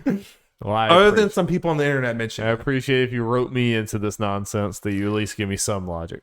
Yes. But we randomly got Pokemon release dates, which again fucks up my bets. God damn it, people. Wait till June. There's only a week left. Yeah, Pokemon Legends Arceus launching January 28th, 2022. Putting a hard date this far out. And I think this is very unsurprising. Pokemon Brilliant Diamond and Shining Pearl coming November 19th. We expected that for Pokemon, the Gen 4 remakes. Yeah. Arceus, that release date shocked people. Because they're like, that is way too damn early. Because of the way the game looked, the other thing. Yeah. I mean, that they were moving it 2 frames. They were moving it like they were like an image just going up and down. Yeah, honestly, this was good. The whole thing with this announcement goes to show that Pokemon discourse is one of the worst at this point on the internet. Oh yeah, it's fucking Bud. terrible. Yeah, bud. Like, man, props to Joe Merrick, aka Cerebi, who does the Cerebi website, which was posted a lot of Pokemon shit. He was trying to play people like, not saying like, oh, it's going to be perfect or anything. Then it's like, guys, even if they make this date, the build we show was over a year before launch already. There's going to be some changes to it. Not necessarily enough to make it perfect, obviously, or make it this majestic Breath of the Wild-like experience, but people were like, that's no time to change the game. It's going to look exactly like this. What are they doing? Game Freak's incompetence. Like, no. And then it was funny seeing people say, but if they delayed it 2 months, then it'd potentially be fine. It's like, so a year change is not enough, but a year and 2 months, that's the ticket. True. Yeah. It might be too early. I don't know. Pokemon Game Freak's a weird thing where, like, when you look at Sword and Shield and the DLC when we got first trailers and when the game actually came out, I'm not saying they were great. I'm never going to say those games ran perfect or were the most amazing looking games ever, but there was improvement. Yeah. I am like a little worried. I mean, some of that is regardless of a release date, just that this is the most ambitious thing they've ever done. Oh, 100%. And it looked very ambitious. I mean, everyone's excited about the ambition, not necessarily what they actually saw. Yeah. I think regardless of when they did this, they should have posted a trailer. Along with this. Yeah. Because just when we have one kind of teaser and then just announce your release date with literally nothing and like go pre-order. That's. Do you think this at all makes you worry that it's not at E3, or do you think they just wanted? Yeah, well, it is funny. I mentioned the Pokemon thing and it's all this, but yeah, there is reason to believe that potentially that is not happening then. Yeah. Or maybe they wanted to get the pre-orders started for some reason now. Who the fuck knows? A lot of these E3 things, they end up liking to announce the things early because they want people to tune in or something. I mean, like, well, let's use Far Cry as an example. Yeah, that's going to be at Ubisoft Forward. Yeah, like who knows what exactly they'll show? It's going to be there. They do this pretty often. Yeah, they, like, I guess just want people to be more excited to go look at the thing. Yeah, the so E3, but it's just weird that it was a date only, but that doesn't mean that it's nothing's happening. It'd be weird, especially put a date that there'd be nothing. Yeah, I'm somewhere in between. I'm not going to go as far as like those fans did, but I won't say that there's not like any part of me that a little understands where they're coming from, because it's like, it's just like that game did. We didn't see enough to really give a super big judgment, but it did have some like very early in development type things that like probably need to be ironed out some, and like I don't have like. I'm a little worried that they're. Oh no! I have those fears too. This thing could These be. People are too fucking toxic. Oh yeah, I mean it's just everything that they do. But I am a little worried about this thing being a mess at launch. No, that is fair, and that is a potential fear for me for this game, and to a lesser extent, Breath of the Wild 2 with the Switch Pro coming out. That it might need that, and I'm going to be fucking pissed if. Any of these games, I need the Switch Pro to run decent. Yeah. Oh, yeah, and you should be. Yeah. I'm going to be fucking pissed. Yeah. Because I can see it potentially happening. For some of these third-party games, fucking count on it because it's already struggling. I will admittedly, because of those third-party games, as for a personal thing, care about those less. Yeah. Nintendo first party, though, I'm going to... Zero tolerance. I think in a few years from now, I'm gonna only buy. I mean, it's already kind of the case, but I'm gonna buy smaller indie games and Nintendo first-party games, and not a single thing else on Switch. That is pretty much what I do. Yeah, that's pretty much what I do. I mean, also just throw in retro games. But there's definitely games that I would have said like, oh yeah, I would get that on Switch. I mean, like kind of like Immortal Phoenix Rising, like even that level of game, I'm like. Yeah, I don't know. Especially as they get bigger and bigger, it's like I don't know. It's like almost any 3D game that's not a Nintendo first-party game. I'm like trepidatious, and I think that's just gonna get worse. But yeah. Anyway, hopefully it comes together. Yep. Hopefully we get a trailer. Obviously, then we will talk about that. NPD's Darby. Sorry, this is gonna go long, but we're skipping next week. It's good. It's a good. Okay, let's talk about them NPDs, Darby. The general state of things. Let's see. It is down 2% from last year for total. All right, wrap up video games. We're done. Yep. Though it is up 21% higher for the first 4 months compared to last year. For hardware, Nintendo Switch was the best-selling hardware platform of units and dollar sales for the month of April, as well as 2021. So, do you know anything about these NPDs, Darby? Not a thing, Jeff. Oh, fuck yeah, let's go. Darby, what do you think number one was for the month of April? Okay. It is a new game. I mean, is it? It's probably not, but is it Resident Evil? Resident Evil's May. Ah, yes, May. This is April. God damn it. What the hell came out in April? I'm so bad at remembering the shit. I mean, so Monster Hunter was March, right? That was February. February, god dang. That's a long time ago. What the hell came out in April? There are 4 new games on this list. Oh, no. All right. So, no, I'm guessing number one is not a new game. I'm guessing. It is a new game. It is a new game. To help you to think of these new games, I have played 2 of them. To at least some extent. Yeah, you've been playing a lot of shit, but now I can't remember what you've been playing. Fuck. This was a big game about where it's actually going to, what platforms it went to. It was a big deal. And as well as the service it was put on day one. My brain's not working. I mean, some Game Pass game, my brain's not working. Is the MLB? Yes. That's number one. Okay. MLB The Show 21, number one. Let's see. Blah, blah, blah. It set a new franchise high. I think that is nuts.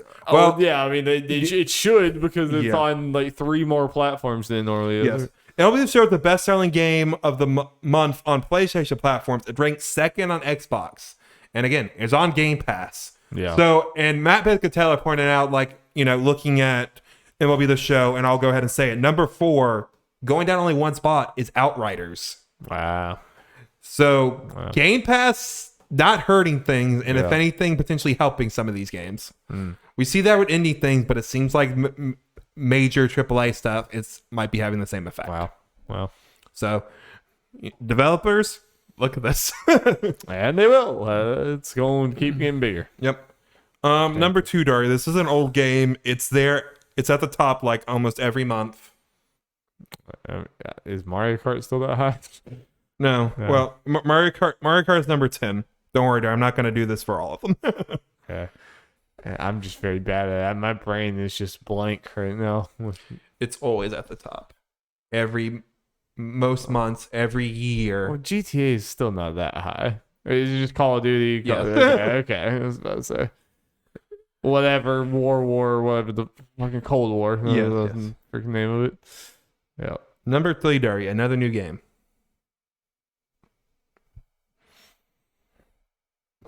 One I did play. Freaking. And no way near is that high. Pokemon Snap. Yeah. Number 3, Pokemon Snap. Launch month physical sales of new Pokemon Snap more than double those of Pokemon Snap. Yeah. Not including digital for this one. Yeah. It should. Number 4, Outriders, like I said. Number 5, another new game. You might have already mentioned this game. Less than a minute ago. I don't know what I said less than a minute ago. You said, no way, this game is absolutely not near that high? Number 5, Nier Replicant. Wow. Damn, son. I wish he put some stat for this. I'm curious to see how it compares. That's pretty high. Yeah, I think that's good for high, Replicant. Yeah. I mean, I feel like Automata got there more from the legs and stuff. Yeah. But I mean, I guess this is riding off of now. This is coming out in a landscape of people who like Nier. But yeah, damn. Yep. I have to imagine that has already probably outsold the OG, or at least very close. And they haven't officially said, but it's. I'm going to. If it has, I'm going to go out on a limb and say at this very moment it has. Yeah. Number 6, Mortal Kombat 11. Went back into the top 10 for the first time since July 2020. That movie bump. True. Number 7, dropping 5 spots, Monster Hunter Rise. Number 8, Darby, the final new game on this list. Came out at the very end of the month. People talked about it a fair amount in our circles. I don't know. Returnal. Oh, okay. For some reason, wouldn't have gotten there. I could, but like I just was not thinking. Number 8 for Returnal. After maybe a day, I'm not sure when it exactly ended on this one. But yeah, with a $70 price point, do you think that's good for Returnal? I think it's pretty good for Returnal. Yeah.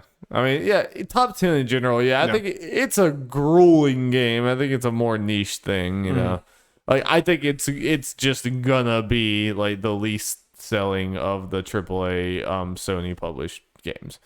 I think it is going to be, and I think Sony should expect that because it's just not a very mass appeal game at all. But I also don't think it had like the most budget, so I would say that's good for it. Yes. Next game, Darby. Cool. This is a feel-good moment. You're gonna feel good when you hear this game. Oh, I'm ready to feel good. It came out in March. Barely missed the list last time. It apparently was at 22. Jumping all the way to number 9. A game me and you have really been enjoying. That we play games, me and you together, the same games. Yes. We stream this game. Oh, It Takes Two? It Takes Two, jumping from 22 to 9. And Darby, to 9? Damn. remember, this is revenue based, and this game's $30. Shit. So I'd say that's pretty damn good. Okay. Yeah. That's a very good second month bump. Hell yeah. Okay. Awesome. Yeah. Man, yeah. Good. I thought that was gonna be like just a depressing financial blunder. Yeah, we were wondering like, okay, it That's missed good, last fine. month. Apparently barely missed it. Damn. But I guess word of mouth has been very good for it, so it did a lot better. That's very good. in April. Yeah. That's very, very good. Yep. Number 10, Mario Kart jealous. 8. Let's see if there are any other things of interest. Super Mario 3D World dropped from 4 to 13. pretty drop, but there's a good many big game, like newer games that came out. Yeah, that's probably a 1 month big blast seller, but yeah. Let's see here. A lot of Nintendo shit there at the bottom. Assassin's Creed Valhalla kind of... Oh, wait. Staying in there. 18. Also, prepare for this game to now just be continuously in the Nintendo sphere of games that are continually top 20. Pokemon Sword and Shield, because they decided to combine them from now on. Yeah. So it's here to stay. Yeah. Yeah. Alrighty. Let's see. Feels very good about It Takes Two. Yeah. Oh yeah, also something about It Takes Two. It Takes Two was the third best-selling game on Xbox in April, while ranking 8th on PlayStation. Yep. Okay. The 2021 top 10 year to date. Number 1, Call of Duty Black Ops Cold War. Number 2, Super Mario 3D World. Staying there. No digital sales. Yeah. Nice. Number 3, MLB The Show 21. I think it going multi-platform was definitely the right call for this game. Because when it comes out, it's always been the top 10, but it instantly jumping number 3. I don't think it's happened in any other years. It probably like goes down that top 10 fast just because of only being Sony. I think it's going to stay here for quite a while. I do too, yeah. And potentially go up, maybe. Who knows? Yeah. Over 3D World, good chance by the end of the year. Probably. Number 4, Monster Hunter Rise. Nice. Number 5, Marvel Spider-Man Miles Morales. Number 6, jumping up from 10, Outriders. Number 7, Assassin's Creed Valhalla. 8, Mario Kart 8. 9, Minecraft. And number 10, Animal Crossing New Horizons. Nice. We were so wrong about Outriders. It's crazy. Yeah, I'll take the L on that one. At least me and we take our L's. I will take the L. So very good month with some nice surprises. Clap for It Takes Two. Hell yeah. Feel good moment of the month. Let's freaking go, dude. Yep. Okay, Darby, we got some other news, and then we are out of here. Other news before we're out of here. I wrote 1. We're past the 2-hour mark. He wrote 1 past the 2-hour mark. Yeah. All right, Darby. This was another newish game stream thing we got, but we're not as big as know as much about the franchise. Dying Light 2, Stay Human. Title officially announced. Or at least expanded on, because there's just Dying Light 2 before. Stay Human was added. Remember that game, Too Human? No. It was like a PS3 game. It wasn't very good.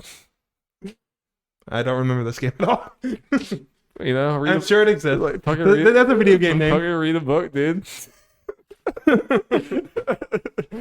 Oh boy. And it's coming December 7th. It also had a little showcase thing. Looked pretty good. Yeah, hardcore parkour. Yeah. Drop kicking some zombies? Let's go. It was like a fun world. Traversal looks fun. It's, you know. Has multiplayer, that could be neat.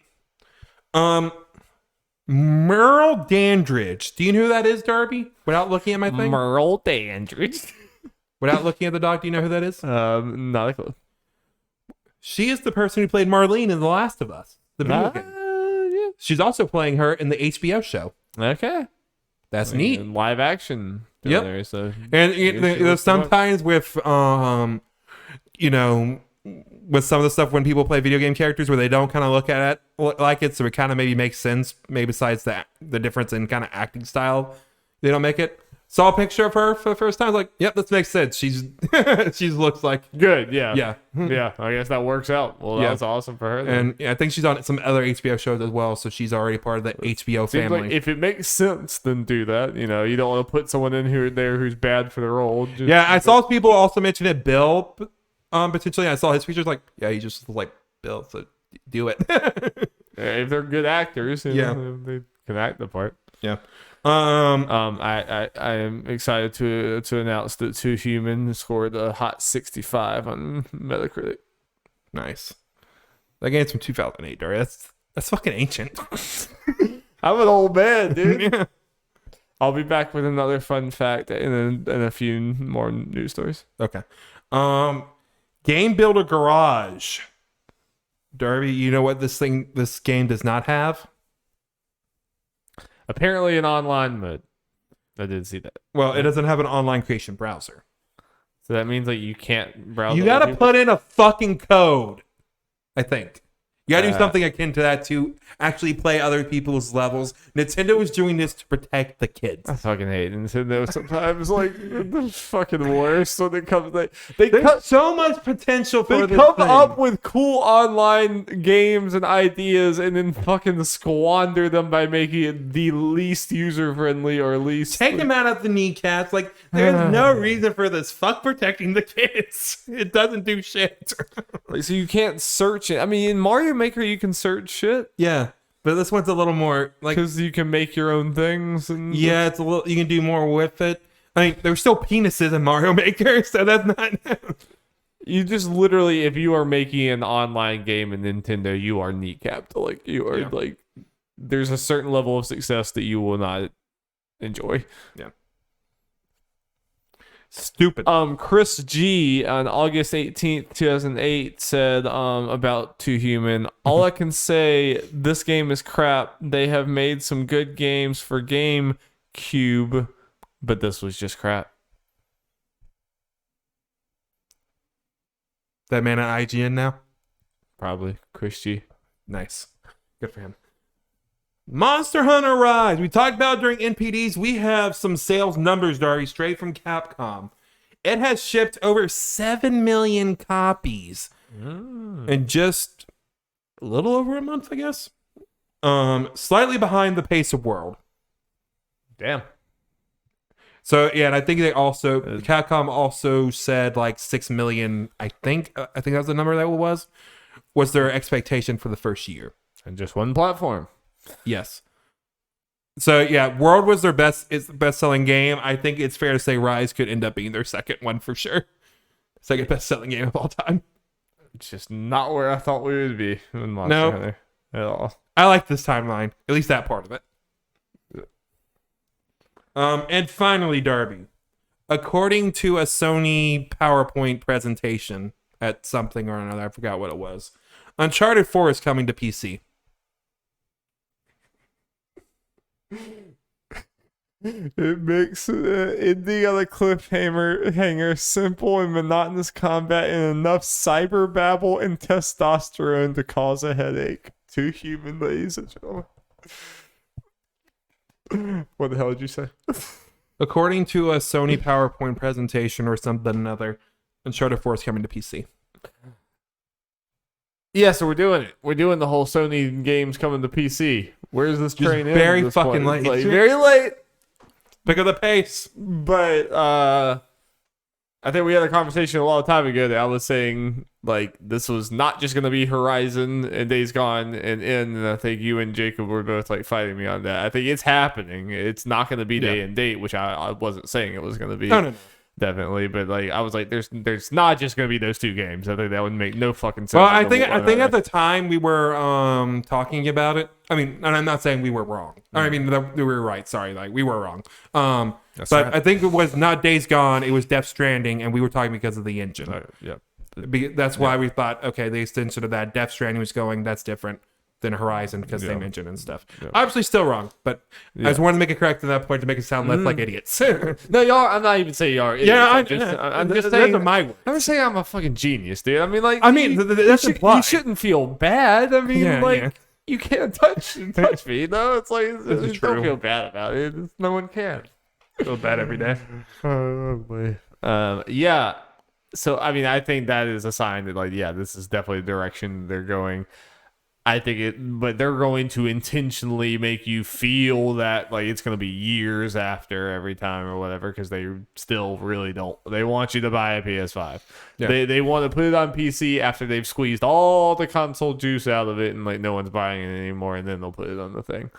So it's still not what I would love if they just immediately went on there and went on their fast. And there was really rhyme or reason for these particular games. No, I don't know why the collection is not before 4 if this is true. Happening. Yeah, like I would have assumed that would be because it goes from a 2017 game to a 2018 game back to a 2016 game. Yeah, as far as order. So obviously there's no like time frame. Like 4 years, like 3 or 4 years afterwards, we're good.